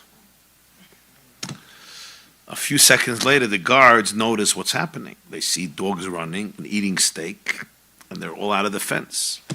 And he says the main nachalnik, the main prison warden, takes his gun, and he shoots both dogs dead.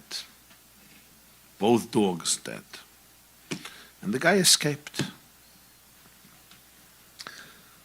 The Mendel realized that this man had it all prepared. He had his escape route. He had the steaks to give to the dogs so they won't maul him. He said after a while he was curious, and he was speaking to the prison warden. And he says, I have a question. I was there and I saw that you shot the dogs. These dogs were trained to protect the prison, and to make sure nobody escapes. Why did you shoot them? So the man says to him, he says, these dogs, you know how much money we put into them? You know how many resources? You know how many years of training for one purpose? And that is that when a prisoner escapes, they should maul him, they should kill him, they should eat him up, they should destroy him and tear him to pieces. So he says, you put in so much money, so many resources, why did you kill them? He says, when I saw that the stake can distract them, I said, they're worthless. All their training was worthless. If the stake can distract them, I'm done with them. I don't need them. I shot them dead. These are not the dogs I need. So the Mendel was talking to the yeshiva bacher. And he said, the guy looks at the guy, he says, we put so much money. He says, but they were trained for one purpose. This is the purpose. And they lost it. The stakes distracted them. They're worthless. I don't need them. Dead. So the Mendel turned to the yeshiva bacher and he said like this. He said, people go through a lot of training in life. Everything you go through in life is training. And it's training for a moment. There's going to be a moment that all your training was for that moment. And if that moment somebody drops a piece of steak and that's what you go after, he says, it's all the vatola. It was all for that moment. He told the Bachim, he says, don't lose sight. That's the moment. That was your moment. Don't allow the steak to distract you. That was the lesson that this chassid learned from that moment. And it was a very, very powerful lesson. I didn't hear it directly from the Mendel, but this is the story that he said. I saw it printed or written or heard, whatever, I don't remember. What's the point? The point is, every person in life is training.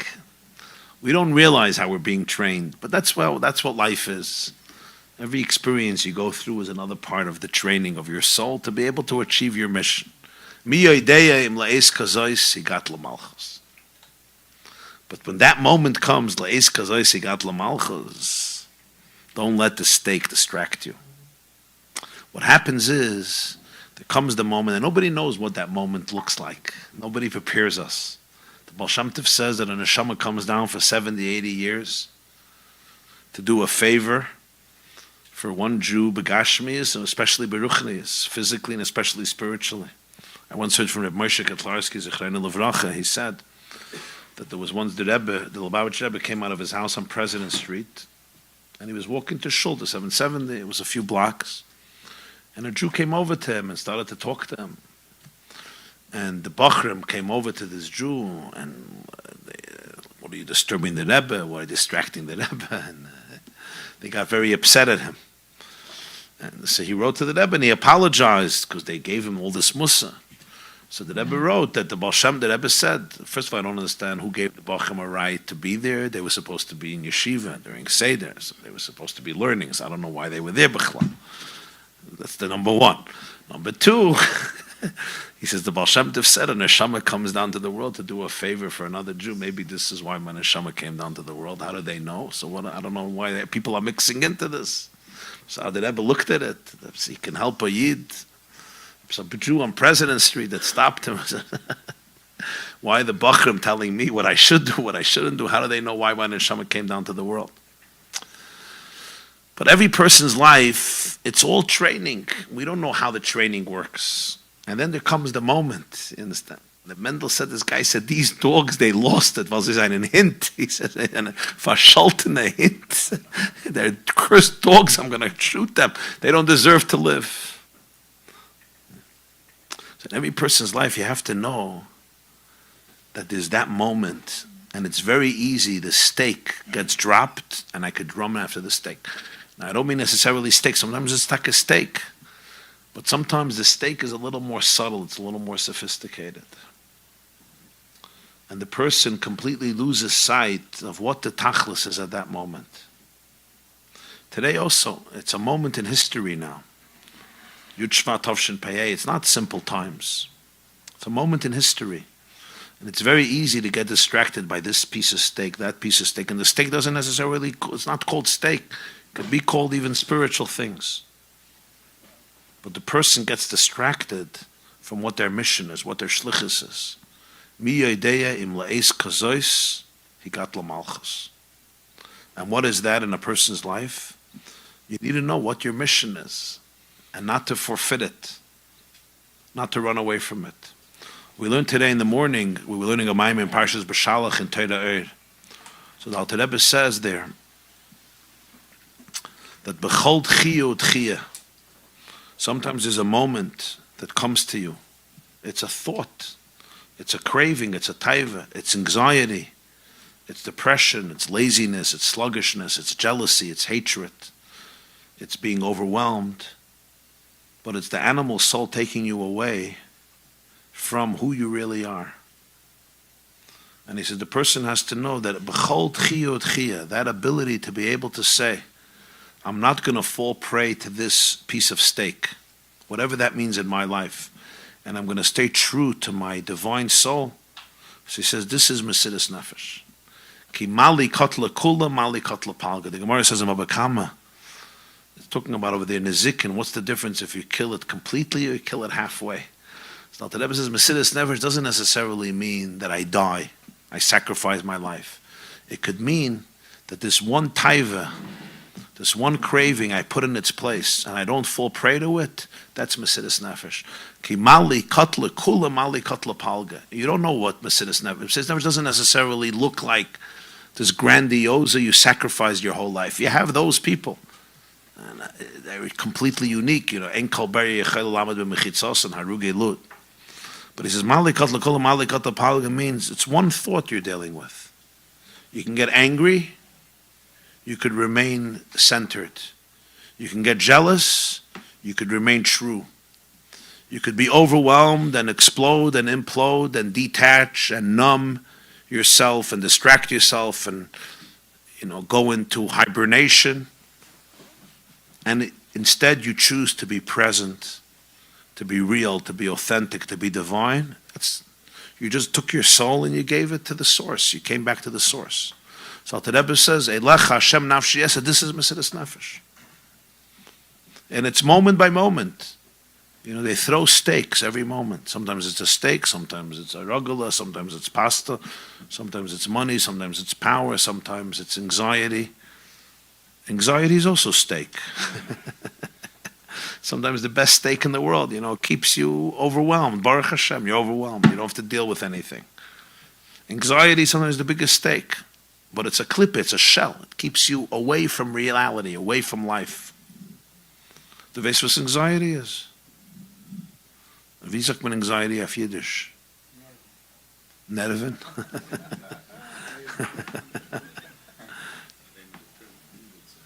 It's judgmentalism, it's ungezeugen, yeah, very good.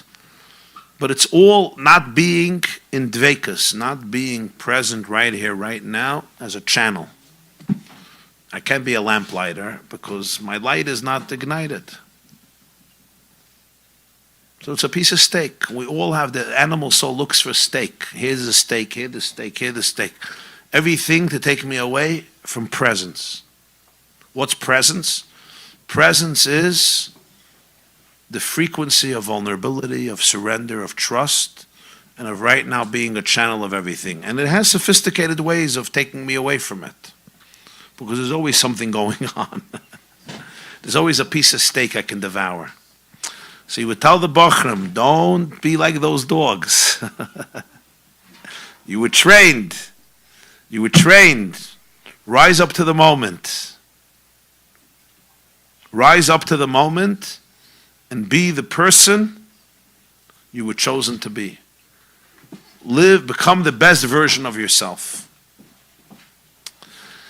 And when you do this, sometimes it's literally dealing with one thought. It doesn't look very dramatic necessarily. It's not dramatic. But inside of you, it's victory.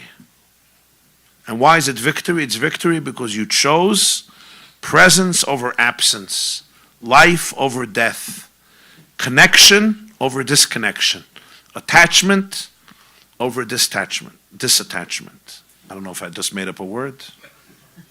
Detachment. Attachment over detachment. And it's right here, right now, with the person you're looking at. That he's matche, this superficial coping mechanism that takes me away from dveikus.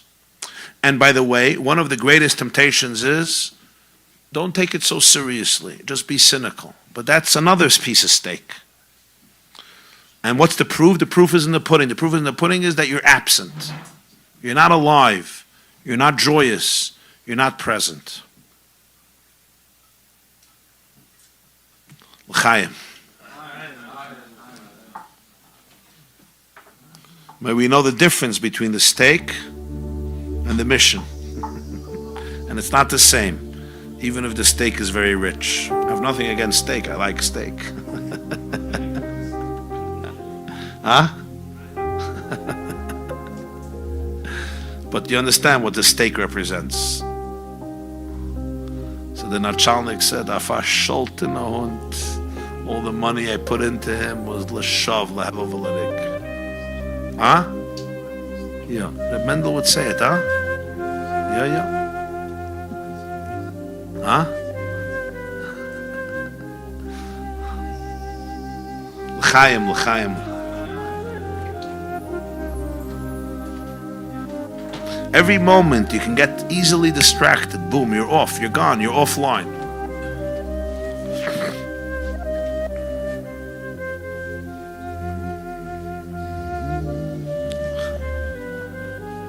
Verstehst?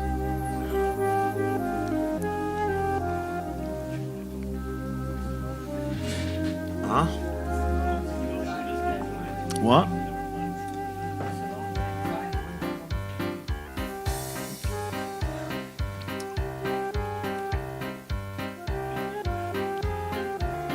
That's true, we don't know what's going to be. Part of being present is that we're very vulnerable. We don't know what's going to be.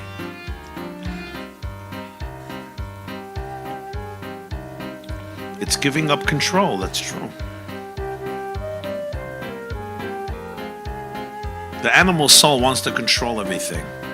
So every relationship, if you come into the room, I need to control what's happening. So I need to know what's going to happen and how I should respond. But inside the nefesh is you don't have to control anything. You could just be present and be vulnerable and be in a relationship. But that's the only way to be in a relationship. To be in a relationship means my heart is open. I don't know what's going to happen. I'm not closing it. I'm not going to control you. So it's very difficult. It's scary. But it's only scary when we don't master the art of surrender. Once you master the art of surrender, of bittul, then it's the only way to live. Everything else is just looking for pieces of steak. It's just distractions.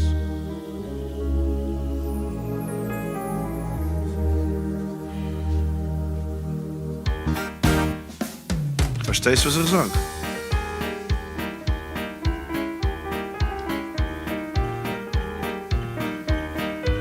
Verstehst, ja?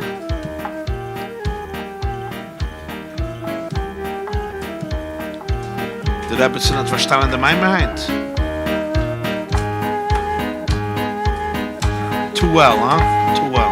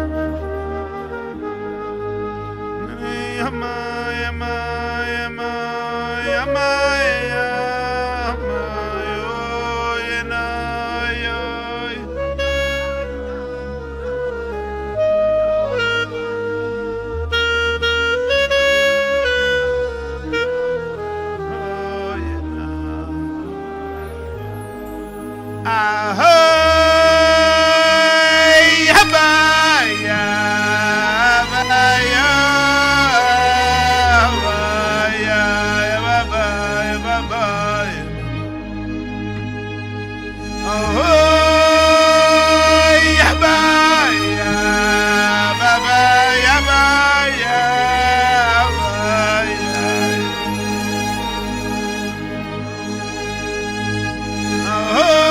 Ahoy, Abaya, Abaya,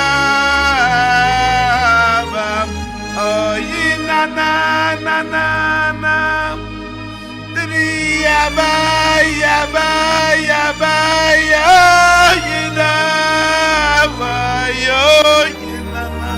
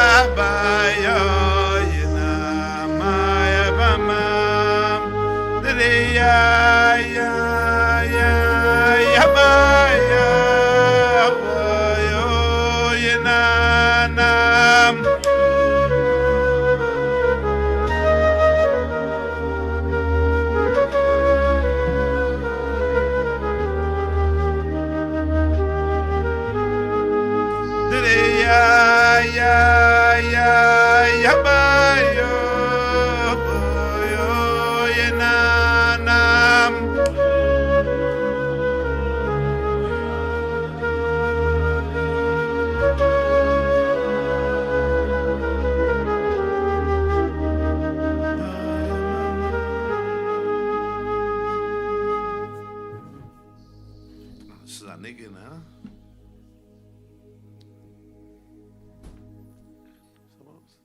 Chabad niggin. What's the name of the niggin?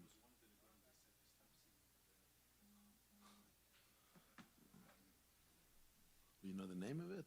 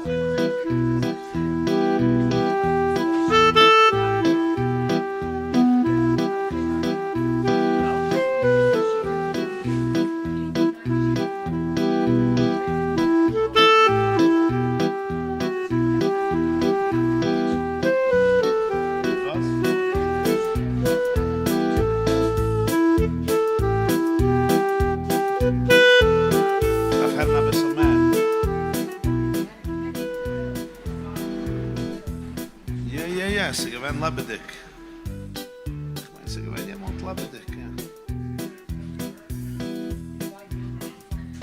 Ja, ja, ich weiß.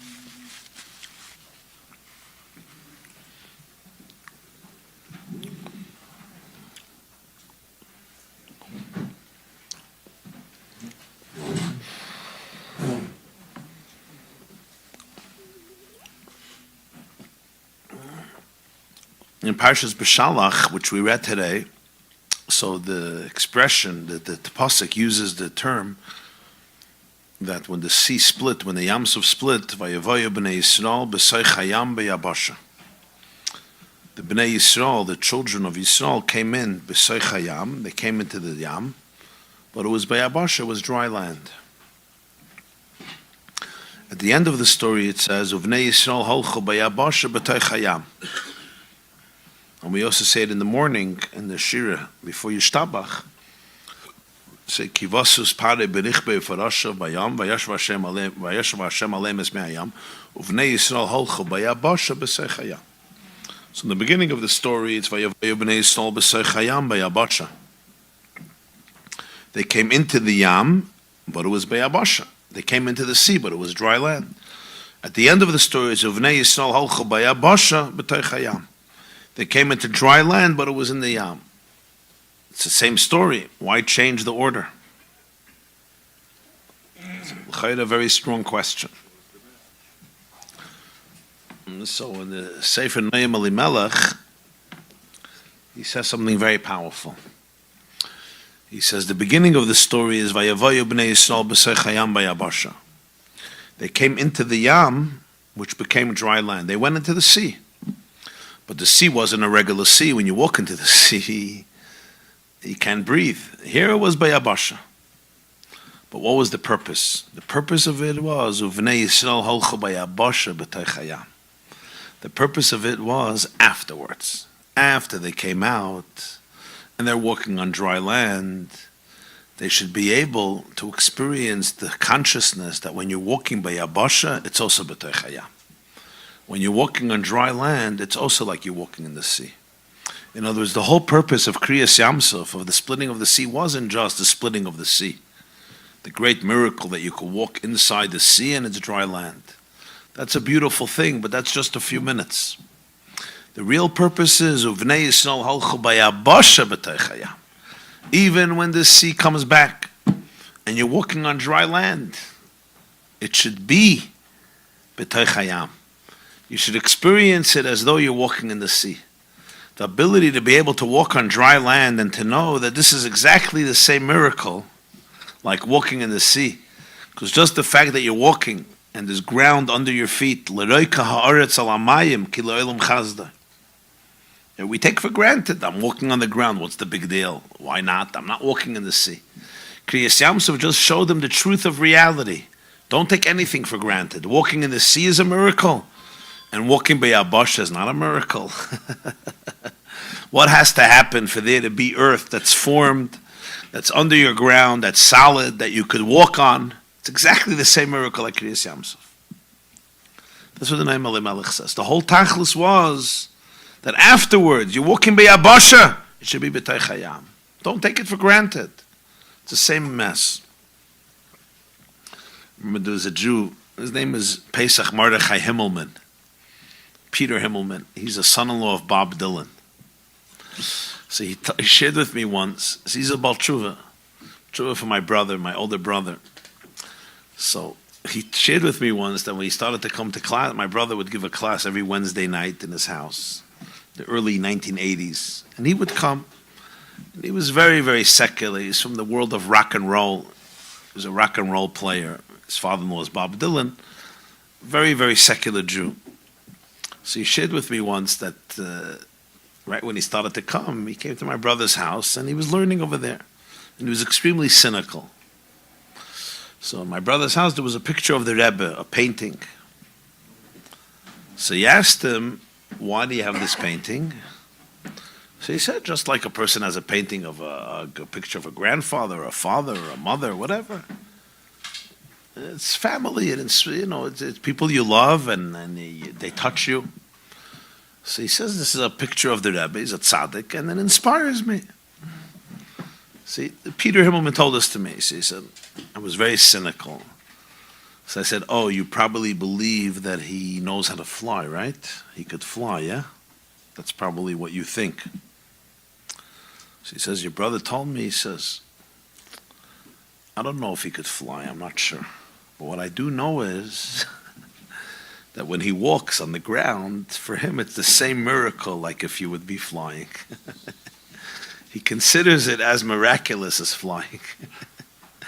Peter said, he said that transformed him. So the Vnei Yisrael halchu bayabasha b'teich hayam. Kriyas Yamsuf is Kriyas Yamsuf. It's a gewaldige inyan. But the real purpose was that the Yabasha is the same miracle as b'teich hayam. What does this mean in a person's life? There's moments in every person's life where there's a flow of inspiration. It's a moment of what you would call a moment of coherence, where everything converges into one. It's a Kriyas Yamsuf. Alma de Eskasya opens up, and you see what's under the water, what's a concealed world, which you usually don't see. There are such moments in life. But then the water, Vayashav Hayam La'isonei, things come back to regular, and you're not walking in seas, you're walking on dry land. The purpose of Kriyas Yamsuf is not the splitting of the sea. That's a special moment of grace. It's afterwards. The water comes back. You're walking by Yabasha. Can you still be in the state, realize it's b'toich hayam. And in a person's life, what that means is there are moments of grace, there's moments of special revelation, where you have every person in their own life, they have a kriyas yamsuf, things open up, and you could see what's behind everything, and you could see your coping mechanisms, and you could see what's in your subconscious. Especially people, who have worked on themselves and gone on different healing journeys, and they see kriyas yamsuf, the sea opens up, and you see what's been hidden, what's underground, what's under the water. And it's a very special moment because it's a moment of clarity. But at some point, the water comes back and everything gets covered up again. And many people at that moment, that's when they lose it. Vayavoyu b'nei Yisrael b'seich hayam b'yabasha is all, so it should be b'nei Yisrael halchu b'yabasha b'teich hayam. You come back to Yabasha. You're walking, it's a regular world, it's dry land, nobody's splitting the sea, you're not inside of Alma Discassia, you're in your regular position. People around you are making their conventional comments. To be able to walk by Yabasha b'toich hayam, that's really where the avodah is. The avodah Hashem is that when I come back to my regular, ordinary self, regular days, regular responsibilities, there's no drama, there's no action, there's no splitting of the sea. But that's where the real kriyas yamsuf is. Or what Chassidus calls dira b'tachtonim. To embody it in your regular life, in your body, in your nervous system, in your home, in your kitchen, in your dining room, in your living room, in your regular day-to-day relationships. That's where it really happens. That's where it counts. Because that's where integration is. That's where it's real. Everything else, there's moments, great, enjoy it, celebrate it. But what the key is, we spoke many times, the Rambam says in Hilchos Avodas Yom Kippurim, that at the end of Yom Kippur, right, the Rambam says that the Kohen Gadol takes off his clothes, v'yoytzi lebeisa, he goes home. So the Rebbe once asked, why is that in the Rambam? I mean, what's the halacha, v'yoytzi lebeisa? You should go bowling? I mean, so Yom Kippur, he goes to the pizza shop. I mean, where should he go? Where should he go, to a restaurant? Yeah, v'yoytzi lebeisa, he goes home. The Rambam puts it into Hilchos Avodas Yom Kippurim, it's a halacha. The halacha is that at the end of Yom Kippur, you have to go home. What if the Kohen doesn't want to go home? He wants to go to his sister's house. He wants to go to his mother's house. He wants to sit in the Beis Medrash. He wants to go to Lishkas Hagazes and learn the Gemara for a few hours. Masechah Sukkah. What's a shlach? So the Rambam says it's part of Hilchos Avodas Yom Kippurim. V'yoytzi lebeisa. He goes home. Not stam. Where else should he go? It's a halacha. It's a halacha after Yom Kippur. You have to go home. And it's the hardest halacha of Yom Kippur. Go home. Because when he comes home, his wife didn't tell him, wow, you were amazing today. His wife said, take out the garbage. There's the garbage here from you were away 7 days. Nobody took out the garbage for 7 days. Take out the garbage. And by the way, Yankee has the flu, and Dvori has been screaming a whole Yom Kippur. Put them to sleep. They need a bath. They haven't had a bath in 7 days. God looks at her and says, I'm coming from the Kodesh HaKadoshim. The whole place is enamored by me. The Yoytzi Lebeisa is the hardest part of Yom Kippur. It's by Yabasha. Take out the garbage. And that's where many people lose the plot. They're like, I don't need this. I'm in the Holy of Holies. The whole Klal Yisrael is celebrating me. The Rebbe once said, how do you know the Yom Kippur was a real Yom Kippur? As if you could take it home. How do you know the Yom Kippur was a real Yom Kippur? The Kohen Gadol was in Kodesh HaKadoshim, if you could bring it home. Ein Kiddush ela b'makom su'uda. There's a Chassidus Shevat, which says Ein Kiddush ela b'makom su'uda.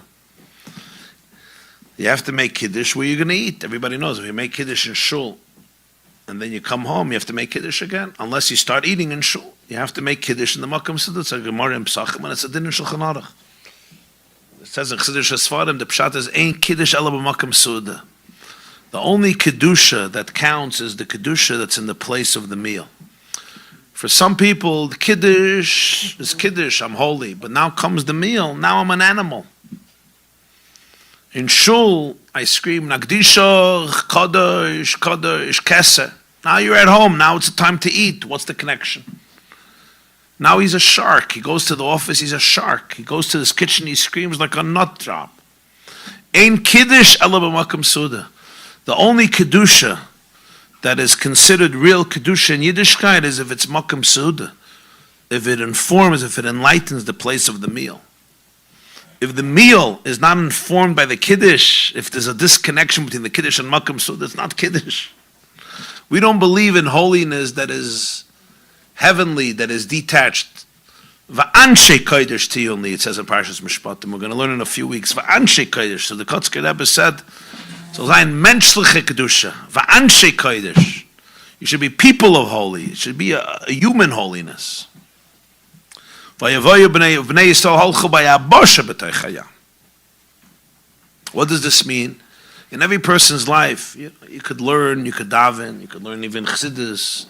Tzimtzum shalai kipshutai, kayach habli gvul, kayach hagvul. It's right here, right now.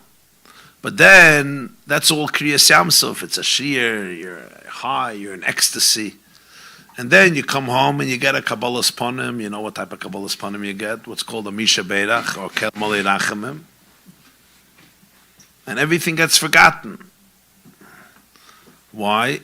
Because you're dealing with a different reality, and then all the insecurities of a person come to the fore, and it's all over. You get triggered by your wife, by your husband, by your son, by your daughter, by your co-worker, by your partner, by your employee, and now it's tzimtzum kipshutai. The whole tzimtzum is kipshutai. It's good for the shir. Tzimtzum shalai kipshutai is good for the shir. There's no tzimtzum. Very nice.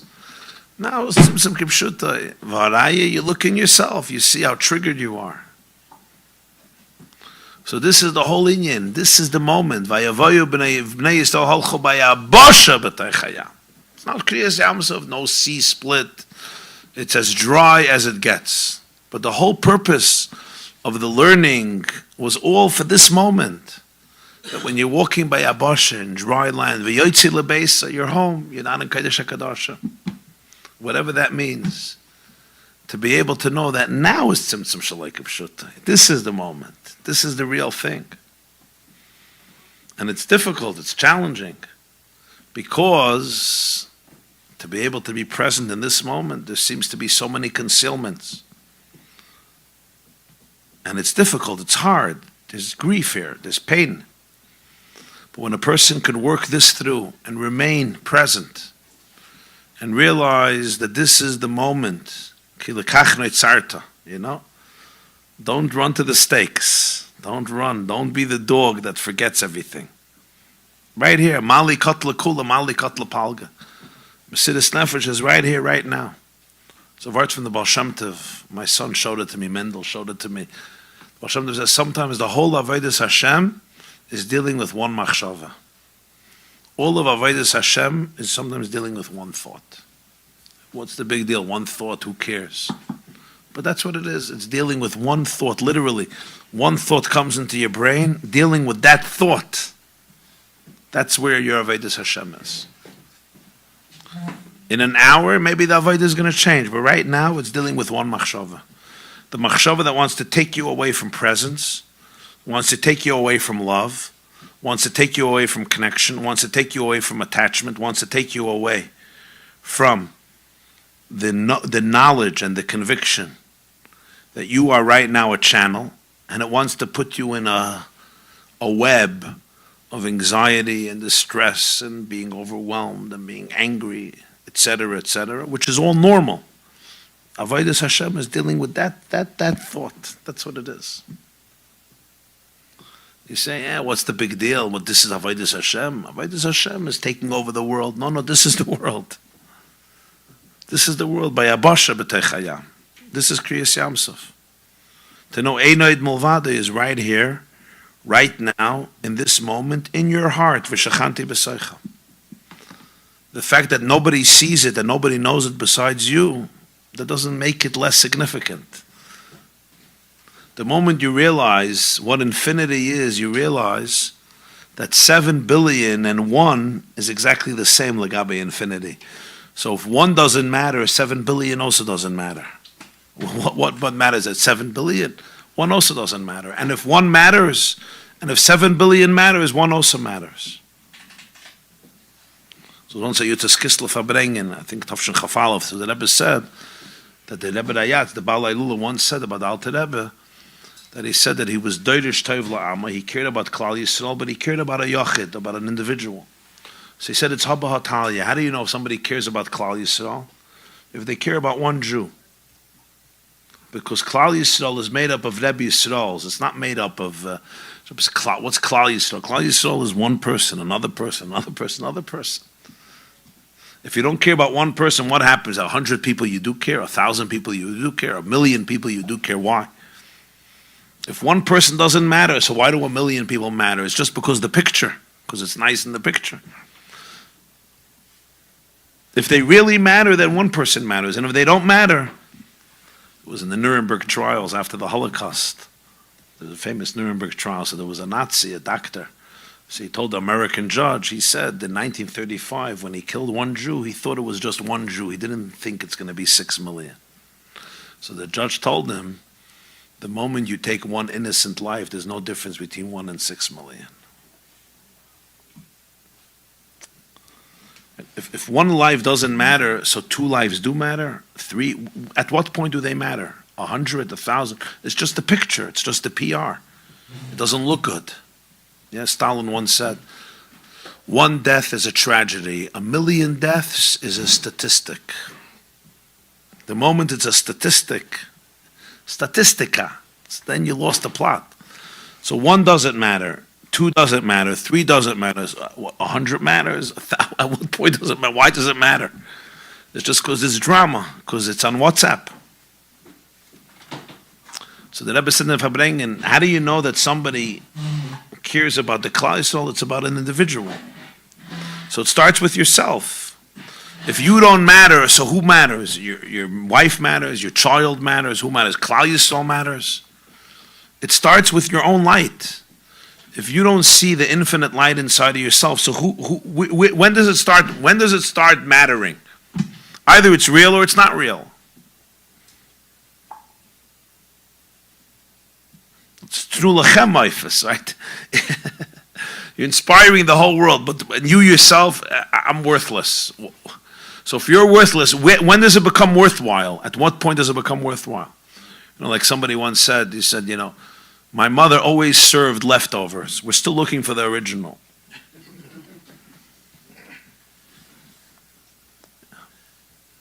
Right, I'm doing it so my children should be happy. So they'll do it so their children should be happy.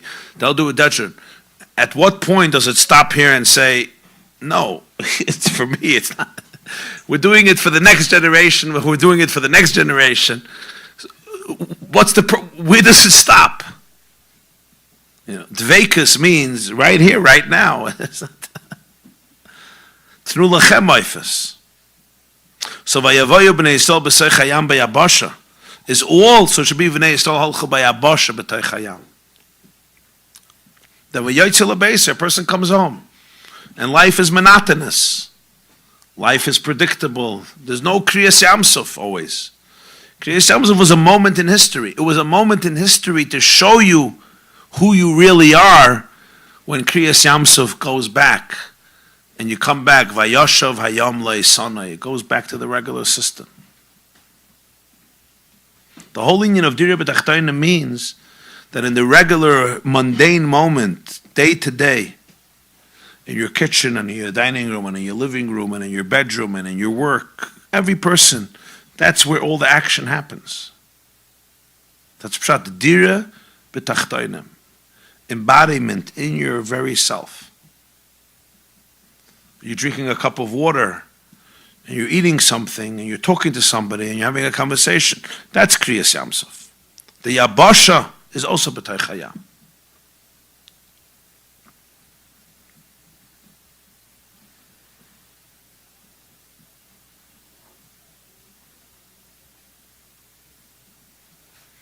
And that includes every person also in their own struggles. You know, people struggle. I don't have to explain it to the Olam here. Everyone in their own way. Yeah, it's not always this kriyas yamsov, the splitting of the sea. There's such moments. But then you come back to moments that you're dealing with serious challenges and blockages, and sometimes people who are not on your wavelength. And it becomes very, very difficult. You can go into a despair, you can go into yush, you can go in chas v'shalom to very negative feelings. Yeah. What does tzimtzum, we learned in the Basi Lagani, Tavshin Chafei, tzimtzum shalai kipshuti, what does that mean? It means right here, right now, keep your heart open. Don't close it. Don't run away. You're right here, right now. Be present. Stay here. Don't numb. Don't judge. Don't escape. Don't fly away. By Abosha, it's the same miracle like B'tei Chayam. Will you fly? I don't know if you'll fly. But walking is the same miracle like flying.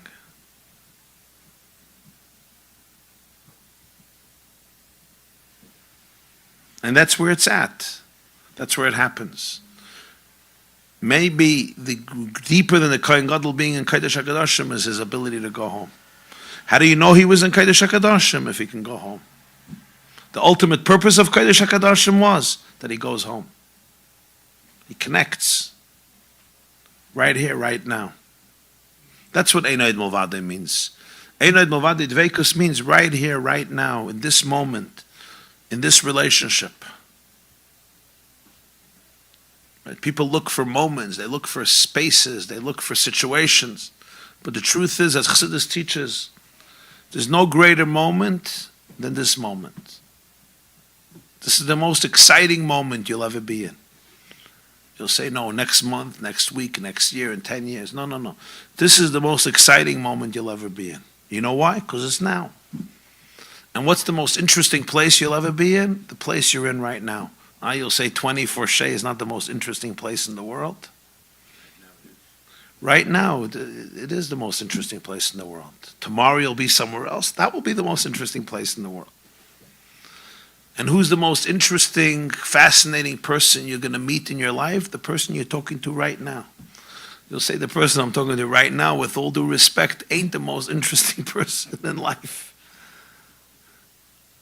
But that's all a distortion. That's running away from reality. That's the opposite of dveikus. If this is the person you're talking to, this is it. You're not going to find greater than this. There's a Slonim Avart. It's a Avart from the Slonim. I'm thinking about Avram Slonim. It says in the Haggadah, Mitchila oivdei avodah zarah hayu aveseinu, v'achshav kirvanu hamakam la'avodasei. And in the beginning, in the past, our forefathers were idolaters. And now Hashem brought us close to his avodah. So he said, a very gewaldige word, mitchila, there's a philosophy of mitchila. It used to be, in the alte Zeiten, verzeitische Yidden, heidliche Yidden, chosheve Yidden. He says, that's oivdei avodah zarah. The philosophy of mitchila is oivdei avodah zarah. It's idolatry. Huh? Amalek. V'achshav, the philosophy of now, kervanu amakam lavedasi. This means you're close to God. The whole idea mitchila, it used to be, the good old days. There used to be good Jews, holy Jews, sweet Jews. We're all a bunch of losers. That's avodah zarah. Fatzaitische. It's all stories about people that used to exist. They don't exist anymore. A young man once told me that he went to his father. His father would tell him stories. So he said, it's so interesting that all the miracles you talk about all happened before I was born. Why are there no miracles that happened after I was born? All the miracles before. Once I was born, darkness came into the world. What happened? So, am I so bad that when I was born, like the whole world became dark? All your moifsim are before. So I said, what did your father say? He said, this is apikoursis. This is... So he said, and then I realized, where is the apikoursis? And then he checked out completely. That's all his father could tell him. It's apikoursis. So this is mitchila, we live, amol, everything was. That's avodah zarah. Yeah, all of Chassidus is v'achshav. It's all right now. Kirvana makom lav. That's all right here, right now. That's where it is. You say, well, there's nothing going on right now. That's where it all is. Avodah Zarah wants to say there's nothing going on right now. Everything was. Everything was. But that's not where it is. V'achshav, it's all right here, right now. So you say, where, what, when? Well, me, where, within me? Yeah, that's where it is. Moshe Rabbeinu says, I want to get close to the bush. And Hashem says, take your shoes off your feet, because the place you're standing, that's holy. The place where you're standing is holy. Admas Kodesh. You don't have to go anywhere. Or to put it differently, if you're not going to find the holiness in the place where you're standing, wherever you run, you're not going to find anything. It's all hamakam ashadayim levad maskodesh. I was at some event in the Five Towns, so somebody asked me, there was a guy interviewing, so he said, if you could meet one person in history, who would you like to meet? So I told him myself. I would like to meet myself. He was surprised. I said, that's the truth, because if you don't meet yourself, you could meet everybody. You're not going to meet anybody. If once you meet yourself, you'll be able to meet everybody. If you don't meet yourself, they're all going to be distractions. Going to be another high, another interesting fad, another interesting thing. Oh, I met this one, I met that one. You have to meet yourself. If it's not right here, right now, in you, in your nefesh, it's going to helfen. People don't like hearing this because they want this, that. That's where it all is. That's where it all is. And if we don't understand that, if we don't feel that, that's where the work is. That's where the work is. If not, everything is false. It's a fake. It's just a distraction. I run to this one, I run here, I run there, I run there. Tzaddik balir, chacham balir, mekubal balir, gadol balir, ich loif. I'm running. Who läufst du? Huh? I understand. I'm also scared, I understand. But that's where it's at.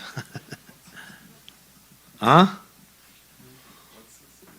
What's so scary? It's hard, yeah, but that's where it all is. That's where it is. And there's the voice that says, no, there's nothing there, there's nothing there, there's nothing there. And that's where presence is, that's where dveikus is. Emes? Huh? Emes v'yatze v'nachem v'kayim v'yoshem v'nema. It's bayabosh, it's dry land, it's simple dry land. A poshet a mitvach, a poshet a zuntik, a poshet a montik. That's where it's all at. So when the Baal Shem Tov and the Alter Rebbe and the Rebbe taught Tzimtzum Shaloike Pshute, what did they mean? They meant here, now, in my heart, in your nervous system, in your house, in your soul, in your kitchen, in your dining room, in your family, in your marriage, in your relationships. This is where it is. This is where you could touch the heartbeat of existence. So you say, it's not so exciting. So where are you going to find excitement? In Thailand? In Japan? Where are you going to find it? On your phone? You're going to find it on your phone?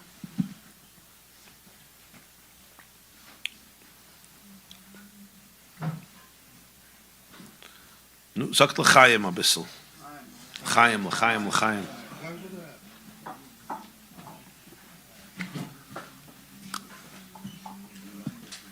Huh? From this? What?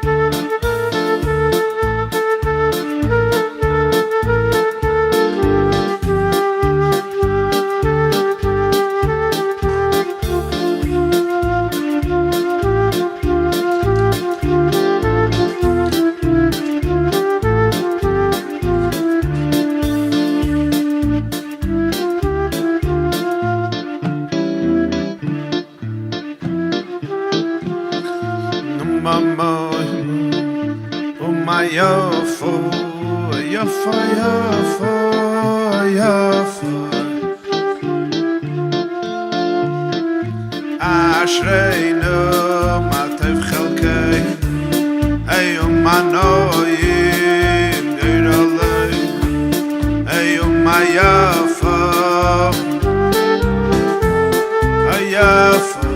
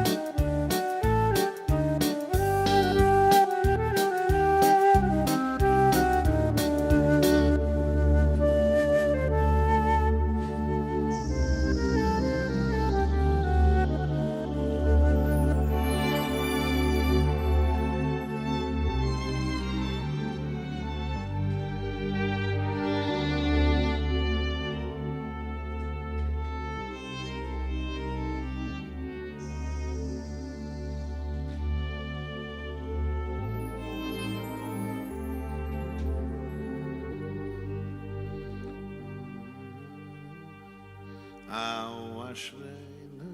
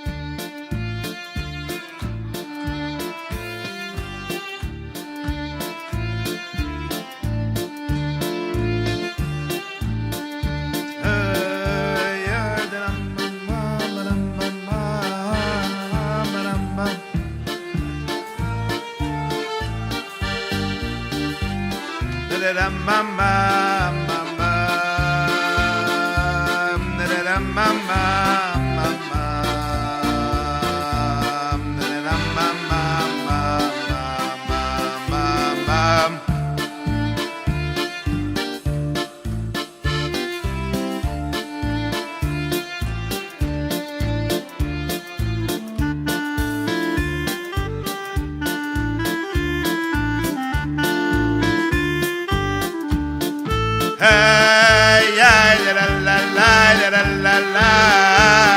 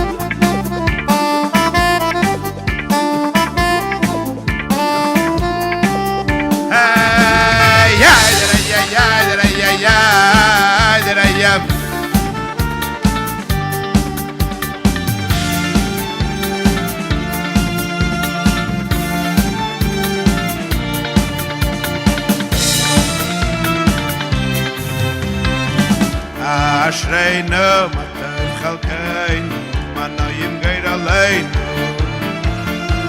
אשרינו מנויים גיר עלינו היי היי דרללה דרללה דרללה אבא יא יא יא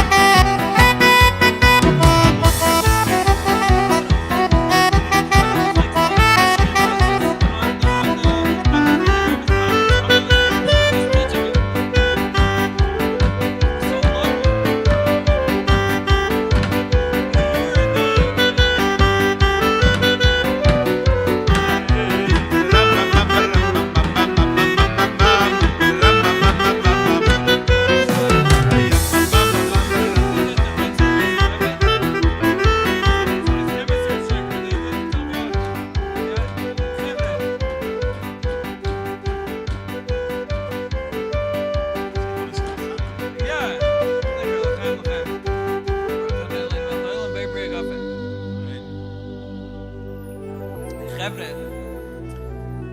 It's important to think about on Yud Shevat. I don't know where everybody's background over here, and I for sure know that Rabbi YY wishes that I didn't walk into the store.